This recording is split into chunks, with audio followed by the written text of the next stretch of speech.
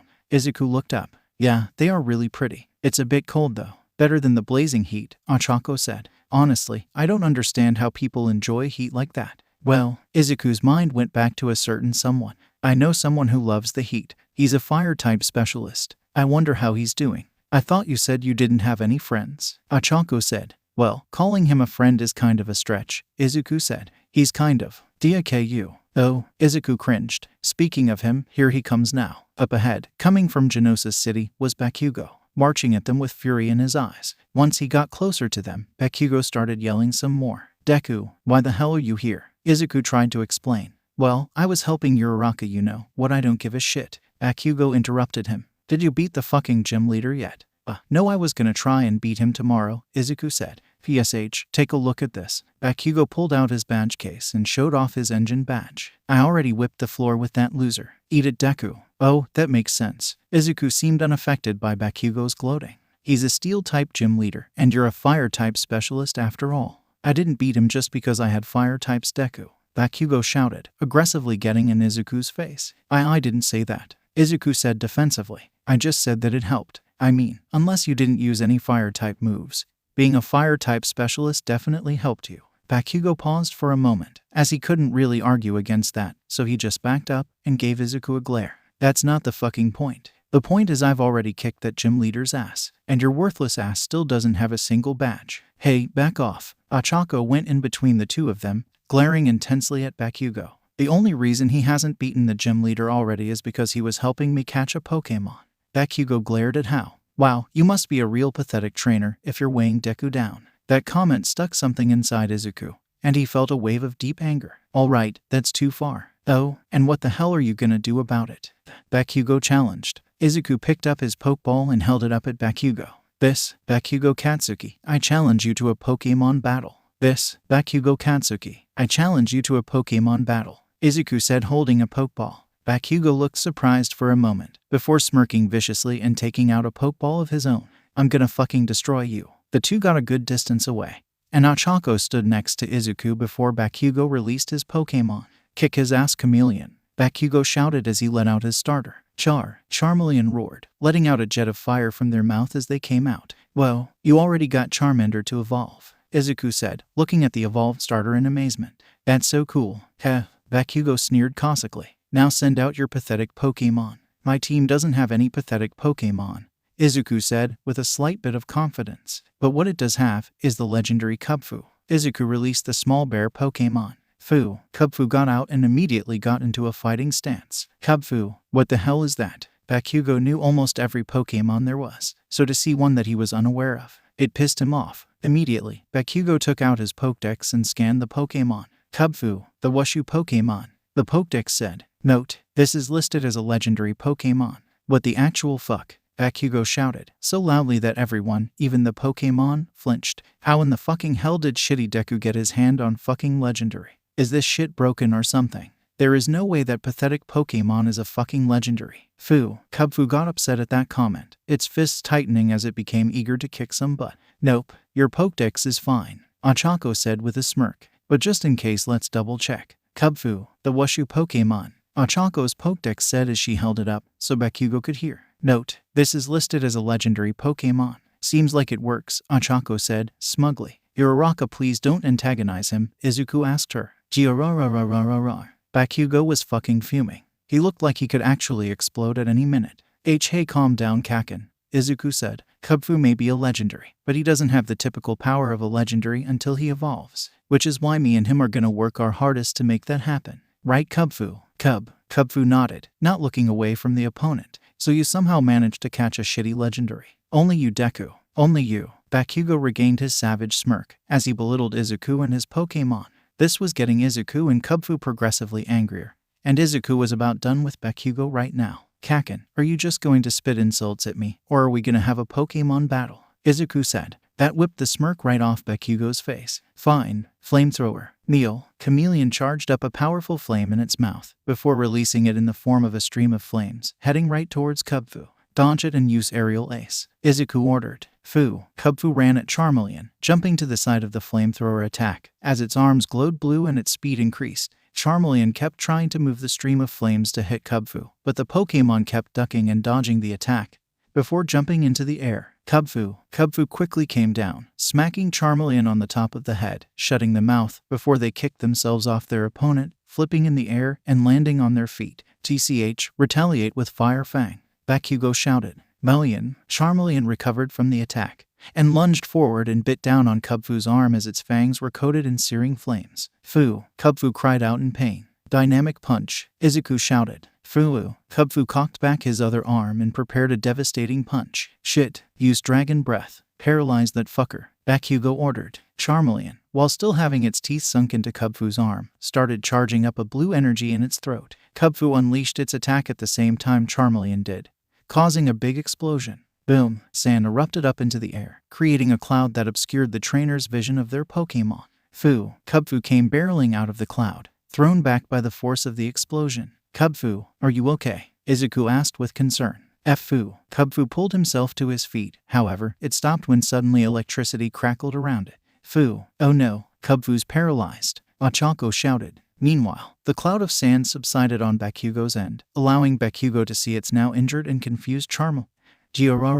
Snap the fuck out of it. What kind of dumbass gets confused by a punch? Bakugo shouted. Knock it off, and use flamethrower on that pathetic 𝗵𝗃 now. See Char. Charmeleon seemingly took Bakugo's words to heart and shook its head to rid itself of the confusion, before unleashing a flamethrower attack right at 𝗵𝗃. Dodge it, 𝗵𝗃, Izuku ordered. 𝗵𝗃 was about to move to the side to dodge it, when suddenly its movement ceased as the paralysis kicked in, causing the flamethrower to hit. 𝗵𝗃, Izuku cried out in panic. When the attack ended, 𝗵𝗃 was revealed to be very injured and covered in burn marks. Time to finish this. Flare Blitz, Bakugo shouted. Charmeleon covered themselves in a veil of flames and charged at 𝗵𝗃. Izuku grit his teeth. He wasn't sure that 𝗵𝗃 could dodge this. Paralysis made you slower, as well as having the chance to keep you from moving altogether. 𝗵𝗃, use counter. 𝗵𝗃 winced and got ready to use counter, but it didn't want to. 𝗵𝗃 knew that it was unlikely to last long enough to hit back.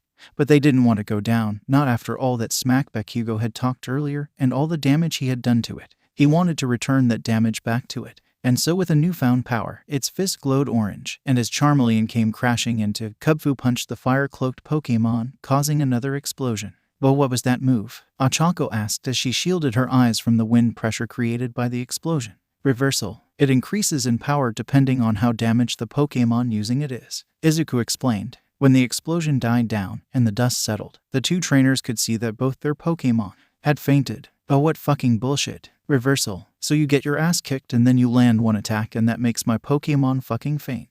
What bullshit, Bakugo shouted as he returned Chameleon. Don't get too fucking confident, Deku. Your legendary fainted.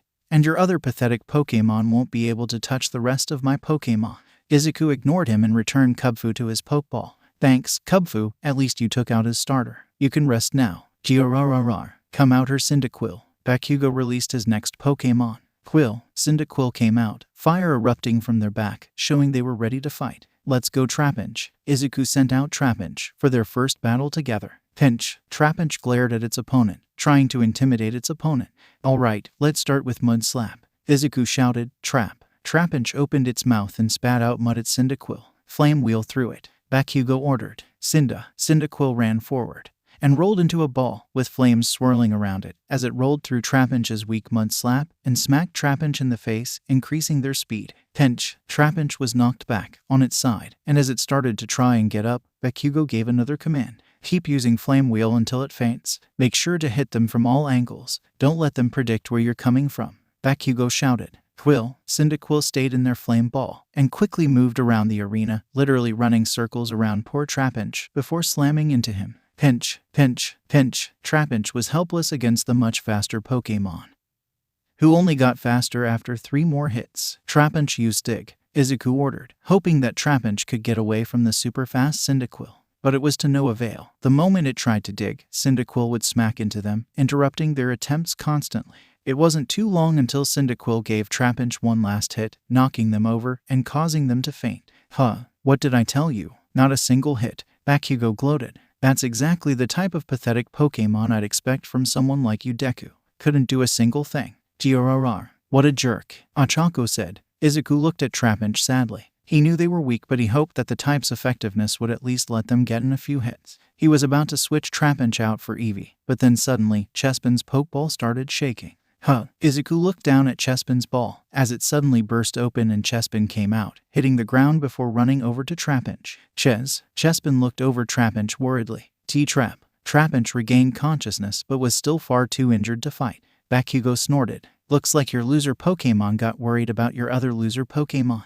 It's cute in a pathetic way. Weaklings stick together. 𝗬𝗪 shouted aggressively at Bakugo, before standing in front of 𝗧𝗵𝗲, ready to fight. 𝗬𝗪, do you really want to fight Cyndaquil? Izuku asked nervously. Cyndaquil had a big advantage right now, being 4 times speed and having the type advantage. 𝗬𝗪 gave Izuku a determined look that shut up any objections Izuku had. I see, you really want to avenge 𝗧𝗵𝗲, huh? Izuku said, getting the message 𝗬𝗪 was trying to get across. Alright, let's go 𝗬𝗪. 𝗬𝗪 looked back at Cyndaquil, who was giving him a smug look in return. After Izuku brought 𝗧𝗵𝗲 back into her Pokeball, the battle continued. Flame Wheel Barrage overwhelmed them. Bakugo ordered. Cyndaquil once again rolled up and started spinning around 𝗬𝗪 at top speed, ready to attack. Not so fast. 𝗬𝗪 used Vine Whip to get into the air. Izuku ordered. 𝗬𝗪's vines came out, and he smacked them into the ground, launching himself into the air. Now rain down mud shots and leech seeds, Izuku ordered. 𝗬𝗪 rapidly shot out mud blast and seeds down below, blasting the battlefield with attacks. Eventually one of these random blasts hit Cyndaquil, stopping its flame wheel charge, and lowering their speed by 1 stage before the seeds landed on them. 𝗬𝗪 landed on the ground, smirking at his opponent, happy to have landed a hit.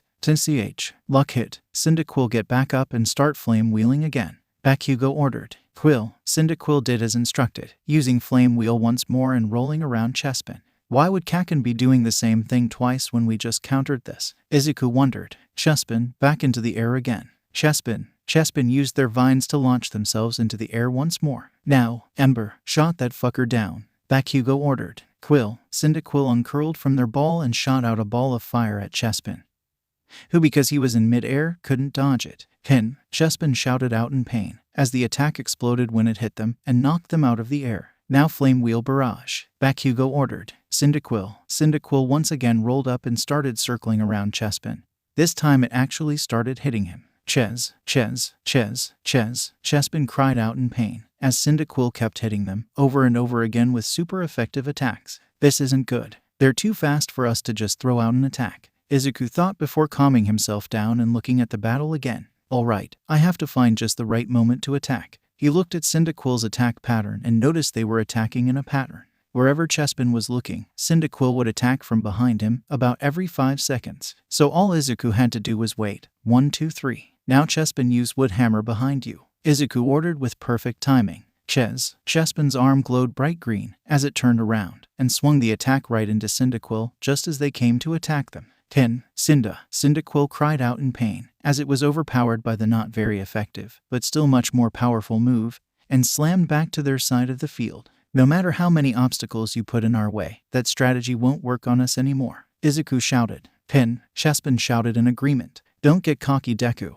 Bakugo shouted. Smokescreen. 𝗧𝗏𝗄𝐿 opened their mouth, and a ball of black smoke formed before 𝗧𝗏𝗄𝐿 spit out that black smoke at the ground near 𝗧𝗵𝗲, covering the whole area in a cloud of smoke. Now start flame wheeling, 𝗵𝘃𝐻 ordered. 𝗂𝐿. 𝗧𝗏𝗄𝐿 rolled back up into a ball and started rolling around inside the cloud. 𝗧𝗵𝗲 started looking around for 𝗧𝗏𝗄𝐿, but he couldn't see anything until he was hit in the face by flame wheel. Once again 𝗧𝗵𝗲 was being barraged by flame wheels, and now they couldn't even see their opponent. Damn it, we won't even be able to touch them like this. The only thing keeping 𝗧𝗵𝗲 up is the occasional health he gets from leech seed. 𝐒𝐿𝐼𝐴 thought, damn it, what do I do? Wait, my battle with 𝗵𝗃. 𝗧𝗏𝗄 recalled back during 𝗧𝗵𝗲's battle with 𝗵𝗃. 𝗧𝗵𝗲 lowered his speed significantly, and he thought that �𝗃 wouldn't be able to touch him. And in particular, he recalled how 𝗵𝗃 responded. 𝗧𝗵𝗲, use wood hammer on the ground, 𝗧𝗏𝗄 ordered. 𝗧𝗵𝗲. 𝗧𝗵𝗲 slammed the ground with wood hammer at max power. This caused an explosion of sand and wind pressure that blew 𝗧𝗏𝗄𝐿 away. 𝗂𝐿. 𝗧𝗏𝗄𝐿 cried as it was swept away by the wave of sand. When the sand fell back down and the wind subsided, both Pokémon were standing on opposite sides of the fields. But 𝗧𝗵𝗲 was wobbling, its eyes opening and closing, and their breathing was labored. They were about to faint. Huh, you really thought you could beat me with a grass-type Deku? 𝗵𝘃𝐻 shouted. Wood hammer does recoil damage, or did you forget? That combined with the fact that hit it with a dozen flame wheels, it's a wonder how that stupid thing is still standing. Come on 𝗧𝗵𝗲, don't listen to him. Keep standing, 𝗧𝗏𝗄 called out. 𝗧𝗵𝗲 tried to stand their ground, to keep themselves awake, but they were hurt so much. Black spots appeared in their vision. It wouldn't be long now. Suddenly, 𝗧𝗏𝗄 felt 𝗵𝗃𝗲's Pokeball start shaking. And this time, 𝗵𝗃𝗲 broke out. Trap! 𝗵𝗃𝗲 shouted at 𝗧𝗵𝗲. 𝗵𝗃𝗲, trap. See 𝗧𝗵𝗲. 𝗧𝗵𝗲 looked back at 𝗵𝗃𝗲. That's right. 𝗵𝗃𝗲 is counting on you to avenge her loss. You can't faint now 𝗧𝗵𝗲. 𝗧𝗏𝗄 shouted. Pinch! 𝗵𝗃𝗲 shouted out in agreement. 𝗧𝗵𝗲. 𝗧𝗵𝗲 shook their heads, as they kept struggling to hold on to consciousness. They couldn't let 𝗵𝗃𝗲 down, not after all the things 𝗵𝘃𝗄 said about her, and about his trainer. He needed to beat this 𝗧𝗏𝗄𝐿. 𝗧𝗵𝗲 called upon all his strength to keep standing up, and then suddenly he felt himself taking something in. 𝗧𝗵𝗲's body began to glow green, and he could feel his wounds heal. 𝗧𝗵𝗲, with renewed strength, firmly stood his ground and glared at his opponent. He learned synthesis. 𝗧𝗏𝗄 shouted with glee. What kind of bullshit is this? 𝗵𝘃𝗄 shouted, gritting his teeth in rage. Flame wheel, take this runt down before he can heal. As 𝗧𝗏𝗄𝐿 rolled up into a ball, so did 𝗧𝗵𝗲. But while 𝗧𝗏𝗄𝐿 was surrounded by flames, 𝗧𝗵𝗲's body became a giant boulder, and he learned rollout. 𝗧𝗏𝗄 added. The two balls charged into each other. 𝗧𝗏𝗄𝐿 was much faster, but due to its weakness to rock, it didn't do much when hitting the rock-covered 𝗧𝗵𝗲. In fact, each time the two slammed into each other, it did more and more damage to 𝗧𝗏𝗄𝐿 due to the nature rollout. Damn it, 𝗧𝗏𝗄𝐿, stop attacking, 𝗵𝘃𝗄 shouted. But it was too late. As 𝗧𝗏𝗄𝐿 uncurled to stop its attack, 𝗧𝗵𝗲 charged into them, knocked them all the way to 𝗵𝘃𝗄's feet, unconscious. 𝗧𝗏𝗄𝐿 groaned. All right, great work 𝗧𝗵𝗲. 𝗧𝗏𝗄 praised 𝗧𝗵𝗲 as the grass type stopped using rollout. 𝗧𝗵𝗲 cheered before looking at 𝗵𝗃𝗲. 𝗵𝗃𝗲 gave them an approving nod before 𝗧𝗏𝗄 returned her to her Pokeball. 𝗬𝗏, what kind of bullshit is this? 𝗵𝘃𝗄 shouted as he returned 𝗧𝗏𝗄𝐿 to their Pokeball. Your Pokemon is getting their shit kicked in and then they pull two new moves out of their ass. 𝗧𝗏𝗄 shook his head. You don't get it, Kakin. The reason 𝗧𝗵𝗲 was able to do that is because of you. You stoked 𝗧𝗵𝗲's flame, ironically enough, and gave them the determination he needed to take you down. 𝗧𝗵𝗲 said. Bastard. 𝗵𝘃𝗄 cursed before he took out his last Pokemon. You better not fuck this up, Litten. Litten came out with a hiss. Lydian. Their eyes glowed red, and 𝗧𝗵𝗲 felt his strength get reduced by one stage. Intimidate. That's not good, 𝗧𝗏𝗄 thought. All right, use synthesis. 𝗧𝗵𝗲 started glowing, as it was about to heal himself, but 𝗵𝘃𝗄 wasn't willing to let this continue. Taunt, 𝗵𝘃𝗄 shouted. Litten raised their paw and signaled for their opponent to attack them. 𝗧𝗵𝗲's synthesis was interrupted, as they could no longer use anything but attacking moves. Now use swagger, 𝗵𝘃𝗄 followed up.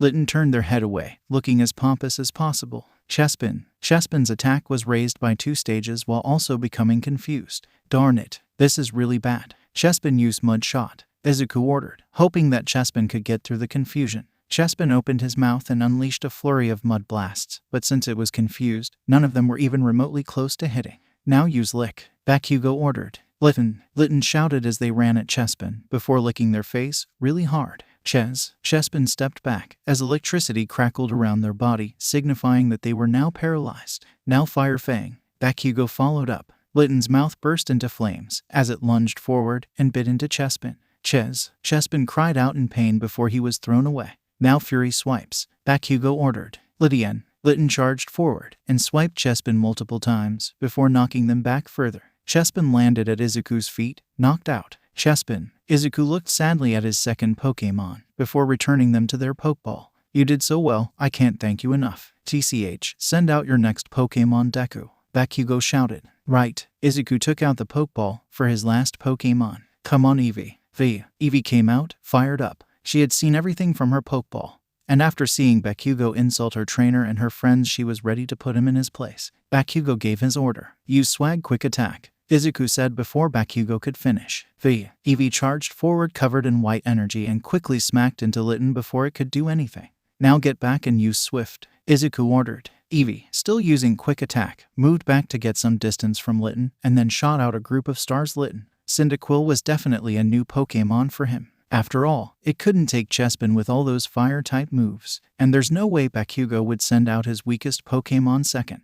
𝗧𝗵𝗲 thought. Litten doesn't seem to have any ranged attacks, so let's see how they handle a Swift Barrage. Damn it, use Fury Swipes. 𝗵𝘃𝐤 knew ordering Litten to dodge Swift would be pointless, so he hoped that maybe this would work better. Litten swiped at the stars as they came, destroying 2 of them, but it wasn't fast enough as the rest of the stars pelted into them. Now, keep using Swift, 𝗧𝗵𝗲 ordered. Eevee used Rapid Fire Swift, letting loose in a huge amount of stars. Meanwhile, 𝗵𝘃𝐤 was internally panicking. Litten was a sitting duck against Swift, and he needed to do something before they got pelted into unconsciousness. Maybe the environment could help. Litten used Fury Swipes on the ground and kick up a sand wall. 𝗵𝘃𝐤 said. Litten, just as the stars came towards them, Litten swiped the ground, kicking up a wall of sand that blocked the stars, which exploded when they hit the wall. 𝗧𝗵𝗲 now had to rethink his methods, while also not giving 𝗵𝘃𝐤 room to breathe. Eevee stick. Eevee rapidly dug into the sand, submerging themselves below the arena. Not happening Deku. 𝗵𝘃𝐤 flashed back to their first fight. To be more specific, he recalled how long Eevee stayed under the ground, and waited just until the right time. Now jump. Litten jumped, just in time as Eevee burst out of the ground, missing her opponent. Now use Fire Fang, 𝗵𝘃𝐤 commanded. Litten lunged downwards at Eevee and bit into them with searing hot fangs. Eevee cried out in pain. Eevee shake them off with Quick Attack. Grind them into the sand, 𝗧𝗵𝗲 ordered. Eevee became covered in white energy as she started running around the arena while grinding Litten against the sand. Litten winced as they were roughly pushed against the sand at high speed until they fell off. Eevee ran all the way back to 𝗧𝗵𝗲, where it stood ready to take another order when suddenly she winced in pain as her body glowed red. Darn, Eevee's burned. 𝗧𝗵𝗲 knew he had to end this fast before burn did too much damage. Eevee, use dig again. Eevee dug underneath the battlefield once more. What the hell is Deku up to? 𝗵𝘃𝐤 thought as he waited for just the right time to give Litten the command. Litten, jump. Litten jumped right before Eevee came out of the ground, as the normal type Pokémon burst out from the sand.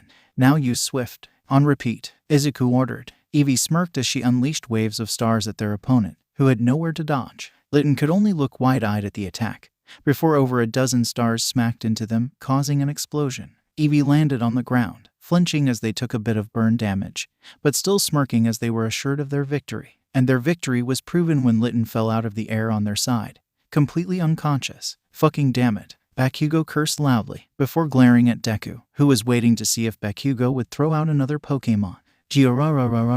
God fucking damn it, Deku. You Kakin are you, out of Pokémon? 𝗧𝗵𝗲 asked optimistically. 𝗵𝘃𝐤 glared at 𝗧𝗵𝗲. He was out of Pokémon, but he was just completely unable to admit defeat. 𝗧𝗵𝗲 realized this, and a look of elation crossed his face. Alright, Eevee. Eevee happily jumped back onto 𝗧𝗵𝗲's shoulder and cuddled up to 𝗧𝗵𝗲's neck before giving 𝗵𝘃𝐤 a smug look. You only fucking won because your Pokémon kept learning new moves. 𝗵𝘃𝐤 shouted as he returned Litten to their Pokeball. It wasn't because of any genius strategy. You're only saying that because you're a sore loser. Ochako mocked him. Eevee said in agreement. Guys, it's okay, 𝗧𝗵𝗲 told his partner and traveling companion. Kakin isn't wrong. If 𝗬𝗵𝗲 and Kubfu hadn't learned those moves, I would have lost. But I like to think that my Pokémon were able to do that because of our shared determination. Maybe I'm being a bit presumptuous, but I think we won this battle together. That's the spirit, Deku. 𝐴CHAKO cheered. Ivy agreed. 𝐔𝐬𝐽𝐽. Bakugo was about to shout, but suddenly he heard a voice. Actually, I think you'll find that we are the real winners, said a feminine voice coming from somewhere. And you're all losers, said an older male voice. Izuku said, wondering who that was. To protect the world from devastation. To unite all peoples within our nation. To denounce the evils of truth and love. To extend our reach to the stars above. Suddenly, 3 figures jumped out from behind a nearby rock, landing on top of the rock and posing dramatically. One was a crazed-looking young girl with blonde hair, put up in very messy buns, wearing a white and uniform with an R on it. Another was an older but still young man who also had blonde hair with a scar going down his forehead, wearing the same uniform, but obviously, this one was made for men. And the third figure was a Trico, Himiko. The girl introduced herself. Jin. The man did the same. Team Rocket blasts off at the speed of light. Himiko shouted, surrender now or prepare to fight. Jin said after. Trico. That's right, said the Trico. The 3 members of Team Rocket posed imposingly down upon Bakugo, Izuku, and 𝐴CHAKO, waiting seemingly for them to respond. Did that Trico just talk? Izuku asked. Did that Trico just talk? Izuku asked. Midoriya, is that really a priority here? 𝐴CHAKO asked, panicking slightly. What are we supposed to get intimidated by the goon squad? Bakugo scoffed. Hey, that's Team Rocket to you. Himiko stuck her tongue out at Bakugo, before looking at Izuku, her eyes lingering for a moment, before giving him a look that made him uncomfortable. But you, I can think of a lot of things you can call me. Izuku shuddered, and 𝐴CHAKO stood protectively in front of him. Oh, another cutie. Himiko licked her lips. Jin, I think we may have to steal a bit more than just Pokemon. Well, we normally don't steal people, but we are the bad guys, so why not? Jin said, before suddenly saying the opposite. Don't do that, it's gross. What freaks? Bakugo spat in disgust. Hey, that's offensive. Jin shouted. Actually, you're kind of spot on. We may be freaks, but we're a couple of freaks with healthy Pokemon, and you two just exhausted yours. Himiko pointed out. 𝗔𝗲𝗄𝗏. What fucking cowards. Let me heal my Pokemon, then try and rob me, you bastards. Bakugo shouted. Well, that wouldn't be very effective thievery. Jin pointed out. No, he's right, we're losers. So, pretty girl, Himiko said, talking directly to 𝐴CHAKO. You gonna fight? Or do you want to give up your Pokemon? And your bodies? No way, you creep. 𝐴CHAKO picked up her Pokeball and got ready to fight. Well then, the hard way it is, Himiko smirked as she picked up a Pokeball of her own. However, before anyone could throw out a Pokeball, a voice suddenly called out to them. Not so fast, criminal scum. 𝐴CHAKO's eyes widened. That voice, all of them looked to the right and saw Ida Tenure running up to them, approaching them rather quickly. When he reached them, he stopped in his tracks, getting in between the 2 trios, before turning to Team Rocket. You 3, you must be Team Rocket. I've heard reports of you criminals striking in the desert at night. And as a replacement gym leader, I am here to put an end to your evil. That piss easy, gym leader. Bakugo shouted. Ida. 𝐴CHAKO breathed a sigh of relief. Thank goodness you're here. These 2 just finished having a battle, and all their Pokemon are exhausted. Can you help me fight off these crooks? Of course. Ida took out a Pokeball. If anything, I'm happy you're here to assist me. Well, then 2 on 2. Himiko said. Let's get this battle started. Come out, Pawniard. Let's go out, 𝐷𝗚𝗄. Jin shouted as he threw out his own Pokemon. Pawniard stabbed the air, ready for some action. Do. 𝐷𝗚𝗄's head said at the same time. Come out, Togepi. 𝐴CHAKO sent out her partner Pokemon. Honage, please assist us, Ida said as he sent out his first Pokemon. Now Honage, use Autotomize. Ida shouted. Oh, are we setting up? Swords dance. Toga ordered. Honage's tip dropped into the ground and grinded against the sand, while Pawniard sharpened its blades against each other. Ancient power. On the 𝐷𝗚𝗄. 𝐴CHAKO ordered. Togepi shot off the purple glowing rocks at the flying type Pokemon. Use quick attack to dodge it. Jin ordered. 𝐷𝗚𝗄 became enveloped in white light, before running towards the rocks, skillfully running in between them, dodging Togepi's attack. Honage, use Autotomize once more. Ida ordered. Oh no, you don't. Night Slash. Toga ordered. Pawniard ran forward, as their blade hands glowed black, as they ran towards Honage, who was grinding themselves against the sand. Togepi stopped them with ancient power. 𝐴CHAKO ordered. Togepi shot out rocks at Pawniard. Cut him in half. Toga ordered. Pawniard jumped up towards the rocks and sliced them all with Night Slash, causing them to explode. While this did fail to stop Pawniard, it did slow them down long enough for Honage to finish its move. Quick attack that Togepi. Jin ordered. I will not allow it. Honage used Night Slash and protect Togepi. Ida ordered. 𝐷𝗚𝗄 charged towards Togepi at high speed, but before they could run into Togepi, Honage flew in with its own enhanced speed, its blade glowing black, and it slashed 𝐷𝗚𝗄 away. Now use Fury Cutter on Pawniard. 𝐴𝐷𝐴 said. Edge. 𝐒𝐭𝐚𝐲's blade turned green as it moved towards Pawniard at lightning fast speed and slashed it again and again and again, each attack getting stronger than the last. 𝐷𝗲𝗄 help her out. 𝗧𝗪𝗃. 𝗔𝐿 ordered. Don't let them get close. Ancient power. 𝐒𝐭𝐚𝐲 ordered. 𝗬𝗲𝗏's beak glowed blue as they lunged at 𝐒𝐭𝐚𝐲. However, on the side, 𝗃𝗏 used ancient power, throwing rocks at 𝗲𝗲𝗄. 𝗲𝗲𝗄 was hit by the attack, knocking it away so 𝐒Ꞡ𝐭𝐚𝐲 could keep attacking. Use Night Slash to protect yourself. 𝗵𝗃𝗲 ordered. Pawniard, despite the rapid attacks of growing power, managed to initiate the attack, and its bladed hand clashed with 𝐒Ꞡ𝐭𝐚𝐲's blade body. But Fury Cutter had already grown too strong at this point, and 𝐒Ꞡ𝐭𝐚𝐲 overpowered Pawniard and delivered one final blow to Pawniard, knocking it away and into unconsciousness. Now use Night Slash on the 𝗲𝗲𝗄. 𝐴𝐷𝐴 ordered. 𝐒Ꞡ𝐭𝐚𝐲, using their great speed, dashed at 𝗲𝗲𝗄 and slashed at them with their black glowing blade. 𝗲𝗲𝗄 skidded back. Once more, 𝐴𝐷𝐴 ordered. 𝗧𝗪𝗃. 𝗔 shouted. 𝗲𝗲𝗄's beak glowed and they tried to use the attack. But 𝐒Ꞡ𝐭𝐚𝐲 was already on top of them before they could attack. 𝐒Ꞡ𝐭𝐚𝐲 slashed 𝗲𝗲𝗄, and the two-headed bird fell unconscious. All right, 2 down. 𝐒𝐭𝐚𝐲 cheered. Oh no, our Pokemon. 𝗔 shouted as he and Toga returned their fainted Pokemon. Don't get too cocky. Come out, 𝗲𝗏𝗏. 𝗲𝗏𝗏. The twin-bladed Pokemon came out and immediately looked at 𝐒Ꞡ𝐴𝐲, giving them a haughty look, as if looking down on their pre-evolution. Himiko, meanwhile, was giving an extremely mischievous smile as she pulled out her next Pokeball. Oh, I get to do something special. She held her Pokeball up to her mouth for a few seconds before throwing it. Come out. Darkrai. 𝗬𝗏𝗃𝗓𝗍, shouted out Izuku, Ochako, Bakugo, and Ida in shock and alarm. The Pokeball burst open, and indeed came out the legendary Pokemon, Darkrai. Okay, does everyone and their fucking mothers get legendary Pokemon now? Bakugo shouted. Meanwhile, Ochako and Ida were sweating bullets. Jen also looked confused for a moment but seemed to quickly get whatever was going on. Darkrai, Shadow Ball that 𝗠𝐭𝐚𝐲, Toga ordered. Darkrai brought its hands together and charged up a pitch-black ball before launching it at 𝗠𝐭𝐚𝐲. Ida was too stunned and afraid to give an order, so 𝗠𝐭𝐚𝐲 just took the super effective attack head-on. Edge. 𝗠𝐭𝐚𝐲 cried in pain as it took a good bit of damage, but notably, despite taking a super effective attack from a Darkrai, didn't faint. Alright, something's fucking off here, Bakugo said. I fought that fucking 𝗠𝐭𝐚𝐲, and there is no way it could take a Shadow Ball from a fucking Darkrai.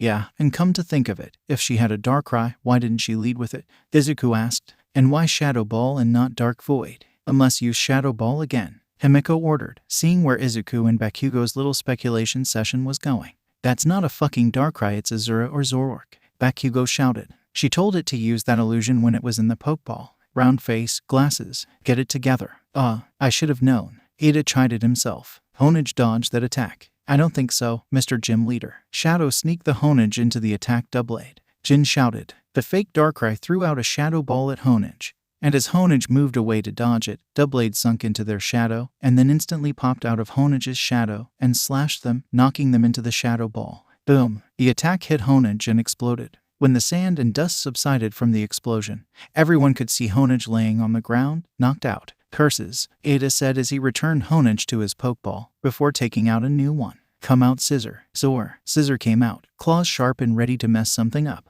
Bullet punch that fake Darkrai, Ida ordered. Scissor's claws glowed a steely gray, and they charged at the fake Darkrai with amazing speed and let loose a barrage of punches at them. So, the fake Darkrai glowed, and the illusion broke apart into sparking particles, revealing that it was in fact a Zorua. They were right, it was a Zorua. Ochako glared at Himiko. What a dirty trick. Himiko grinned at her and shrugged. Slash that Scissor, Jen ordered. 𝗲𝗏𝗏's swords glowed white as it got ready to attack. Don't let it get close. Use ancient power, Ochako ordered. Man, you really like spamming that move, Jen pointed out. Shut up. Ochako blushed with embarrassment at having to use the same move over and over again. As 𝗲𝗏𝗏 was charging towards Scissor, it was pelted by ancient power, halting its attack, but not doing much damage, and not giving 𝗃𝗏 the boost. Oh come on, give me those darn stat boosts already. Ochako pouted. Out of all the times for her luck to run out, this was not one of them. Scissor, double team, Ida ordered. Zor.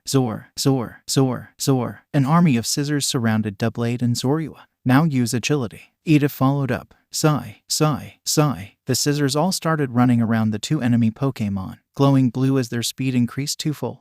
Alrighty, then 𝗲𝗏𝗏 use substitute, and then follow it up with Solar Blade, Jen ordered. Suddenly 𝗲𝗏𝗏 glowed, and then made a copy of itself, and then those two 𝗲𝗏𝗺s started glowing green as they charged up energy. 𝗬𝗏𝗃 used ancient power. 𝐒𝐵 ordered. 𝗧𝗵𝗲 𝗔𝗂𝐁, stop them immediately. 𝐴𝐴𝐷 shouted. Nope. Foul play on 𝗬𝗏𝗃. 𝗵𝗃𝗲 ordered. As 𝗬𝗏𝗃 summoned the rocks, 𝐒𝐴𝐢𝐫 dashed towards them covered in dark energy, and tackled them, causing the rocks to dissipate as the attack was interrupted. 𝗳𝗏𝗃 cried out in pain. It wasn't a very effective attack, but it still hurt quite a bit. All the scissors, meanwhile, charged in and one of them swiped at a 𝗲𝗏𝗺. But the 𝗲𝗏𝗺 that was hit burst into smoke, meaning that it was the substitute blade. 𝗲𝗏𝗺's twin blades extended out to a huge length, turning into huge green pillars. Duck. 𝐒𝐴𝐚𝐲 and 𝗵𝗃𝗲 ordered. 𝗧𝗏𝗧 ducked, and 𝗬𝗏𝗃 retreated into their eggshell as 𝗲𝗏𝗺 spun around, swinging its blades around the battlefield. The blades destroyed all the clones they bumped into and smacked 𝐶𝑧𝗏. 𝗧𝗏 skidded back. It was 4 times resisted, but it was a powerful attack. Ancient power. On 𝗲𝗏𝗺. 𝗂𝐴𝐚𝐲 ordered. Foul play. 𝗵𝗃𝗲 commanded. Not again. Bullet punch. Defend 𝗬𝗏𝗃. 𝐴𝐴𝐷 said. 𝗬𝗏𝗃 summoned the rocks, but 𝗧𝗏𝗧 was ready to ram into them once again. But 𝗧𝗏 swooped in at blinding speed and gave it another flurry of punches, knocking them away. 𝗬𝗏𝗃 shot out its rocks at 𝗲𝗏𝗺, who was recovering from their last attack. The attack hit, not much doing damage, but this time 𝗬𝗏𝗃 glowed blue when it hit, signifying that they got the power boost. Alright, finally, 𝗂𝐴𝐚𝐲 cheered. Oh no, I know what a baton pass setup looks like. Dual blade use shadow sneak. 𝐿 ordered. Protect 𝗬𝗏𝗃 which bullet punch. 𝐒𝐴𝐷 ordered. Dual blade sunk into their shadow and popped out of 𝗬𝗏𝗃's ready to strike, but 𝗧𝗏 charged in and bullet punched them away. Baton pass. Let's see what 𝐵𝑔𝐴N can do. 𝗂𝐴𝐚𝐲 ordered. 𝗬𝗏𝗃 glowed bright blue and returned to their pokeball as 𝐵𝑔𝐴N came out of theirs. Gone. 𝐵𝑔𝐴N stomped the ground, getting ready to fight. Alright, I never checked their moves, give me a second. 𝗂𝐴𝐚𝐲 blushed heavily with embarrassment as she took out her Pokédex and scanned 𝐵𝑔𝐴N. Are you really fucking doing this right now? Bakugo shouted. I'm sorry. I didn't predict that I would be getting mugged today. 𝗂𝐴𝐚𝐲 shouted back as she looked at her Pokédex listing what moves 𝐵𝑔𝐴N currently had. Alright, so we have Bite, Ember, and Headbutt. Okay, let's start by using Ember on the 𝗲𝗏𝗺. Bag. Gone. 𝗵𝐴N opened their mouth and shot out a fireball at 𝗲𝗏𝗺. Shadow sneak. 𝗔𝐿 ordered. Dual blade sunk into its shadow, dodging the Ember before appearing behind 𝗵𝐴N and striking them. 𝗵𝐴N cried as they were batted away. Foul play. 𝗵𝗃𝗲 shouted. 𝗧𝗏𝗧 charged at 𝗵𝐴N, cloaked in dark energy. 𝗧𝗏𝗧. 𝐴𝐷 ordered. 𝗧𝗏 ran at 𝗧𝗏𝗧 with immense speed. Its claws glowed green as it slashed 𝗧𝗏𝗧 in an X formation. 𝗬𝗏 cried out in pain as it was struck with the powerful super effective move, being knocked away a good distance. Seeing as 𝗧𝗏𝗧 was quite injured, 𝐒𝐵 decided now was the time to go for the KO bullet punch. 𝗧𝗏𝗧's claws turned steely gray as charged at 𝗧𝗏𝗧 at blinding speed, unleashing another flurry of punches. 𝗧𝗏𝗧 cried as the blows landed, and the Pokemon was knocked unconscious. Oh, no, 𝗲𝗏𝗺. Avenge them with shadow sneak. 𝗔 shouted. Don't let them hurt 𝗧𝗏. Bite them. 𝗂𝐴𝐚𝐲 ordered. Dual blade once again sunk into their shadow and came out of 𝗧𝗏𝗧's ready to strike. But 𝗵𝐴N jumped onto them just in time and bit down on them with dark glowing fangs. Blade. 𝗲𝗏𝗺 cried out in pain as they tried to shake off 𝗵𝐴N. Meanwhile, 𝗵𝗃𝗲 returned 𝗧𝗏𝗧 and sent out her next Pokemon. Come out Ditto. Ditto cried out happily as they came out of the Pokeball. Ditto turned to 𝗂𝐽𝗧𝗏, and a second later, their bodies started changing and shifting until they turned into a copy of 𝗧𝗏𝗧, stat boost included. Bullet punch that 𝗵𝐴N off 𝗲𝗏𝗺. 𝗵𝗃𝗲 ordered. Sigh. Ditto's claws glowed a steely gray, and with the same speed as the original as it struck 𝗵𝐴N multiple times, knocking them off of 𝗲𝗏𝗺.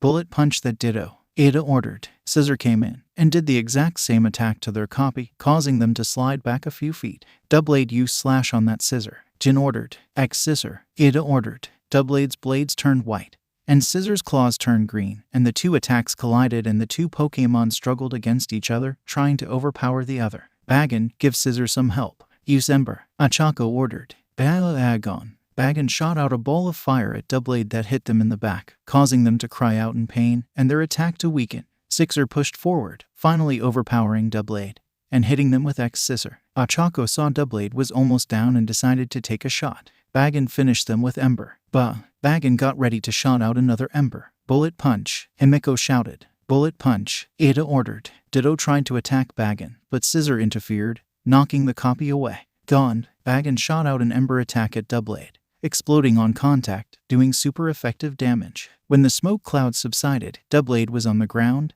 knocked out. Oh crap, I'm out of Pokemon, Jin shouted out, his expression almost cartoonishly mortified. Don't worry, I've got this, 𝗵𝗃 shouted. Bullet punch, counter it with your own bullet punch, Ada ordered. Scissor. The Scissor and the Ditto both cried, as they both charged towards each other and leashed a flurry of punches at each other, their fists bouncing off each other as Ditto mirror all of Sixer's moves perfectly. Baggin, Ember, 𝐴𝐴𝐴 ordered. Dodge it, 𝗵𝗃 shouted. Baggin shot a ball of fire at Scissor, who easily dodged it by jumping back. Keep using Ember, 𝐴𝐴𝐴 ordered. Dodge it with agility, 𝗵𝗃 ordered. Gone.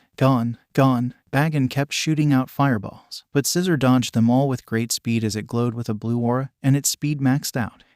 Ada thought for a moment before coming up with an idea. Scissor, use agility and grab Baggin, then chase after Ditto. Scissor glowed blue before moving with great speed and grabbing Baggin in their claws before holding up like a weapon. Oh, great idea, Ada. 𝐴𝐴𝐴 praised her battle partner. Gone. Baggin kept shooting out embers, this time getting much closer as Scissor helped them keep up with Ditto. Ditto was still able to dodge a few of them, but one of the fireballs hit it in the back, causing them to trip. Gone. Baggin breathed out one final ember attack, hitting the downed Ditto and causing a small explosion. When the smoke died down, Ditto was back in their normal form and completely unconscious. All right, 𝐴𝐴𝐴 cheered. We did it. Of course we did, Ada said, pushing up his glasses. Good will always prevails against evil. Not so fast, said a voice from behind the two. Everyone looked back at Izuku and Bakugo and saw that the talking Trico had jumped onto Izuku and was holding its claws to his throat. I'm not particularly strong, but I'm strong enough to do this, the Trico said. Oh shit, I forgot about you somehow, Bakugo said. Boy, I'm getting really tired of your tricks. Sorry, but I can't let my friends go home empty-handed, the Trico said. Now give us all your Pokemon. Aw Spinner, couldn't you have taken the blonde? That one is the cute one, 𝗵𝗃 pouted. Okay, 𝗵𝗃, priorities, the Trico, apparently named Spinner, said. And no one has to die so long as you give up all your Pikachu use quick attack, said a familiar voice coming from the right. Punak, Spinner shouted as he was suddenly tackled by a Pikachu. Trico went flying all the way over to Jin and 𝗵𝗃 as Kaminari and Gyro came in. Now Pikachu, Thunderbolt, Kaminari ordered. Pikachu charged up the attack. Pikachu shot out a bolt of lightning at the three, which hit all three of them, zapping them before causing an explosion. Boom. Then all three of them flew away, propelled by the force of the explosion. Team Rocket's blasting off again, Jin and 𝗵𝗃 shouted before being sent over the horizon and out of sight. All right, the bad guys have been dealt with, Kaminari said proudly, giving his Pikachu a high five. Yeah, and you just blasted them 10 miles away, Gyro pointed out. How are we supposed to arrest them now? Oh, Kaminari said, realizing his mistake. Gyro, Kaminari, Izuku shouted, happy to see them again. What are you doing here? Gyro turned to him and explained. Well, after the gym leader here took us down, he said he was going to search the desert because of some reports about criminals stealing Pokemon. We decided to come with, after getting our Pokemon healed, in case he needed backup. Thank you both, Ada said, giving a grateful bow to the two. You both helped us all greatly, even if you did send the criminals out of our reach. Sorry, Kaminari apologized while rubbing the back of his head sheepishly. No, it's fine. Izuku bowed as well. You saved us and our Pokemon. Thank you so much. 𝗧𝗵𝗃. Your stupid ass shouldn't have let that freak sneak up on you in the first place, Deku, Bakugo shouted. Sorry. It's just it was such a cool battle that I got lost and couldn't pay attention to anything else, Izuku explained. I'm sorry everyone. There is nothing to be ashamed of. A good Pokemon battle can be absolutely mesmerizing. The fault lies on Team Rocket for using such dirty tactics, Ada said. Alright, if we're done with this stupid bullshit, I'm going to the fucking Pokemon Center, Bakugo said as he marched off. Man, what is his problem? Gyro asked. Well, he did almost get mugged. Kaminari shrugged.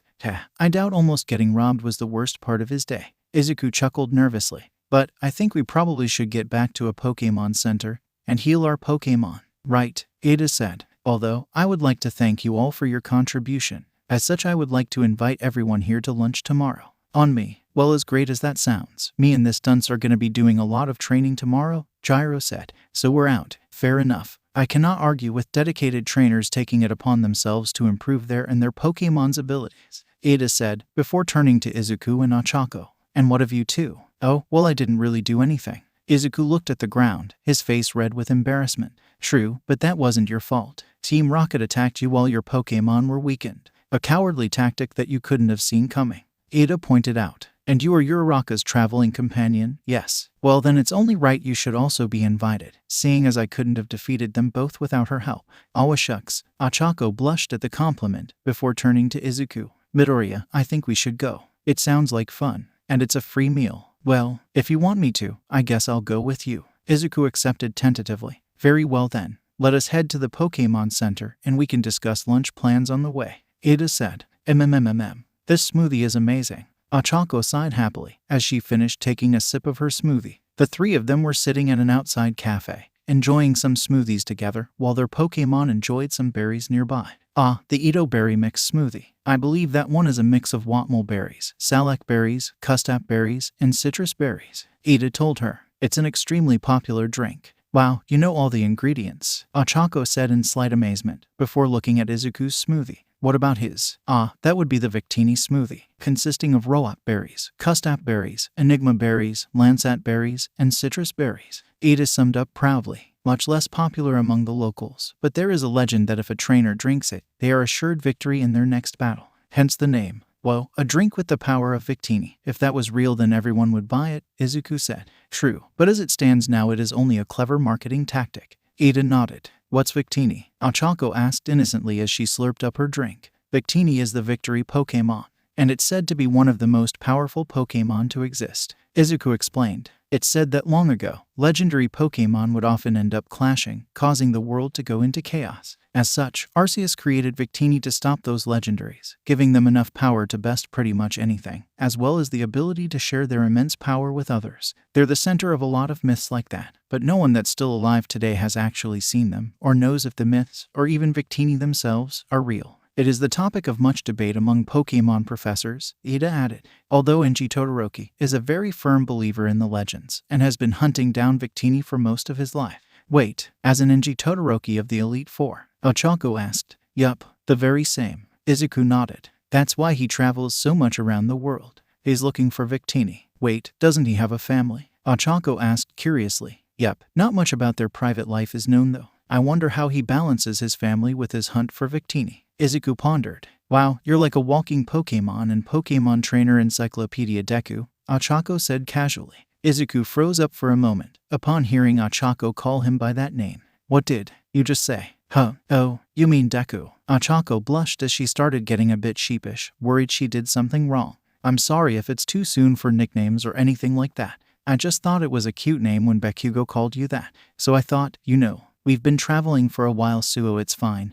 Izuku reassured her. It's just, that name Kaken calls me is an insult. It essentially means useless or worthless. What a damning thing to call someone. How utterly rude. Ada looked personally offended. Oh my Arceus, I am so sorry. Ochako quickly apologized, standing up and doing an apologetic bow. It just sounded really cute, and I thought it had more of a you can do it kind of vibe. Izuku paused for a moment, thinking about that for a few moments. Actually, I kind of like that. Huh. Ada and Ochako gave him confused looks. Well, that name has always meant something negative to me, but hearing you put a positive spin on it is nice, Izuku admitted. I wouldn't mind if you called me that. It feels like I'm reclaiming that name from Kaken. Ochako looked befuddled for a few moments, before seemingly accepting it and smiling. Right, then I'll call you Deku from now on. Speaking of that Kaken, or rather what was his name again? Ada asked, trying to remember what Bakugo told him his name was when he challenged him. Katsuki Bakugo. Izuku jumped in. Yes, Katsuki Bakugo.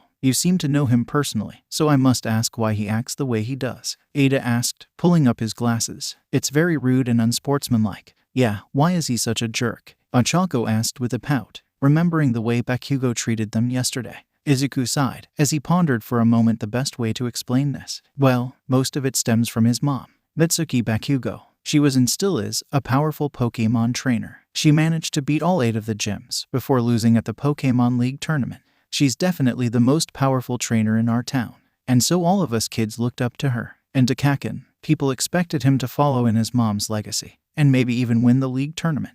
And so that may have caused his ego to get a bit overblown. Ah yes, as the younger brother of a gym leader I can understand feeling like you're more important at times. However, I am aware that that way of thinking is pretentious, and that no matter who you're related to, if you yourself don't work towards your goals, you will never achieve them. Ida said. But why does he seem to hate you so much? Ochako asked. It's like you killed his Lillipup or something. I would never. Izuku was horrified at that notion. But, to explain why he hates me so much specifically, it's mainly 2 reasons. 1. I was on the other end of the social spectrum. He was the popular kid of a powerful trainer. I was the unpopular kid that liked lame Pokemon. And second, I was the only one who could match his grades back at Pokemon school. It also probably doesn't help that I beat him in our first ever Pokemon battle. So his sense of superiority clashes with reality where he is competing with someone who's considered to be inferior. Ada summed up. I can see how that might cause someone with an ego as large as his to grow angry. Still doesn't make it right for him to treat you like that, 𝐒𝐴chako said, still looking upset. Kakin is Kakin. I've just accepted that he's not gonna change easily. Izuku sighed. But maybe his journey will help him grow out of his shortcomings. Pokemon journeys often change a person. It's a wondrous experience. As Ada said that, he suddenly started to look a bit glum. Ada, what's wrong? 𝐒𝐴chako asked, concerned about his sudden change in mood. I was intending to go on a Pokemon journey myself very soon. I would have already started it if it weren't for. Ada paused, and 𝐒𝐴chako and Izuku already knew what he was going to say. If it weren't for what happened to your brother. Izuku finished his sentence. There was a moment of tense silence, as Ada's grip around his smoothie tightening, his knuckles turning white. It was a former member of Team Plasma. Wait, the same Team Plasma from Unova? Izuku asked in alarm. What's Team Plasma? 𝐒𝐴chako asked, looking a bit worried. Team Plasma was a cult centered in Unova that wished to free Pokemon from trainers, Ada explained. Or at least, that was what they said. As it turns out, one of their leaders, 𝗧𝗪𝗧, was planning to take Pokemon from trainers, not for the benefit of Pokemon, but so that way they could rule over the region from the shadows. Once this was revealed, their true leader Ann mysteriously disappeared, and Team Plasma split into 2 groups. One was the people who had been fooled by 𝗧𝗪𝗧 and genuinely wanted what's best for Pokemon, and who chose to atone for their actions while under 𝗧𝗪𝗧's manipulation, and the other were followers of 𝗧𝗪𝗧, who only wanted power. Both teams eventually disbanded, one willingly and the other by force. This guy must have been pretty strong to beat a gym leader at their best, Izuku said. 𝐒𝐴chako shuddered. I hope we don't run into that guy, at least until we're much stronger. I wish I could go on my journey and grow stronger than my brother, strong enough to defeat that man. Ada sighed, a longing look in his eyes. But it seems that we'll have to wait. My brother is still not even able to walk right now, so it seems I will have to be his stand-in for some time longer. Oh, that sucks. 𝐒𝐴chako gave him a sympathetic look. Indeed, but unfortunately, there is nothing that can be done. Ada sighed, before looking down at his watch. Well, it looks as if my break is done. I must return to the gym. I would suggest neither of you challenges the gym today. After such a harrowing experience last night, give both yourselves and your Pokemon a chance to relax. I guess you're right, Izuku said. I enjoyed my time with both of you. I hope you both prove to be worthy of my brother's badge, Ada said, as he stood up and ran over to his Pokemon. 𝗏𝗏𝗏 was watching as Scizor juggled Chespin and Tojbi, both of whom were enjoying it greatly. You two, it is time for us to depart, Ada said to his Pokemon. 𝗏𝗏𝗏. Scizor put down the 2 Pokemon, and Ada returned them to his Pokeballs. Farewell, Ada said, as he swiftly ran off to the gym, while Izuku and 𝗏𝗏chako waved him goodbye. So, what do you want to do now? 𝗏𝗏chako asked Izuku. Well, I heard they sell TM discs at the mall. Let's see if they have anything interesting in our price range, Izuku suggested. TM teachable moves. They were basically tutorial videos to help Pokemon learn moves more easily. Don't go overspending like you did back in the other city, 𝗏𝗏chako said, giving him a serious look that made Izuku blush with embarrassment. I won't, Izuku said quickly. It was bright and early the next day, and after spending some time relaxing, Izuku and 𝗏𝗏chako stood outside, eager to challenge the substitute gym leader. You should go first, since you haven't challenged him yet, 𝗏𝗏chako told Izuku. Eevee, who was on Izuku's shoulder, gave 𝗏𝗏chako an appreciative look. Thanks, I'll try not to take too long, Izuku said before the 2 of them walked into the gym. They reached the steel arena and saw Ada there waiting for them. Midoriya, Uraraka, I was expecting you, Ada greeted them. While it is a pleasure to see both of you, I hope you don't expect me to go easy on either of you. Of course not, Izuku said, taking up a position on the battlefield opposite to Ada, while 𝗏𝗏chako went to the bleachers. It wouldn't be right if we just got handed the badge without earning it in a battle. Right, well then without further ado, Ada took out his Pokeball. Come out, Honedge, Edge. Honedge came out, ready to battle. Trapinch, let's go. Izuku sent out his own Pokemon in response. Trapinch glared aggressively at Honedge, ready to do some damage. Alright, Honedge, let's boost your speed with Auto Tamize,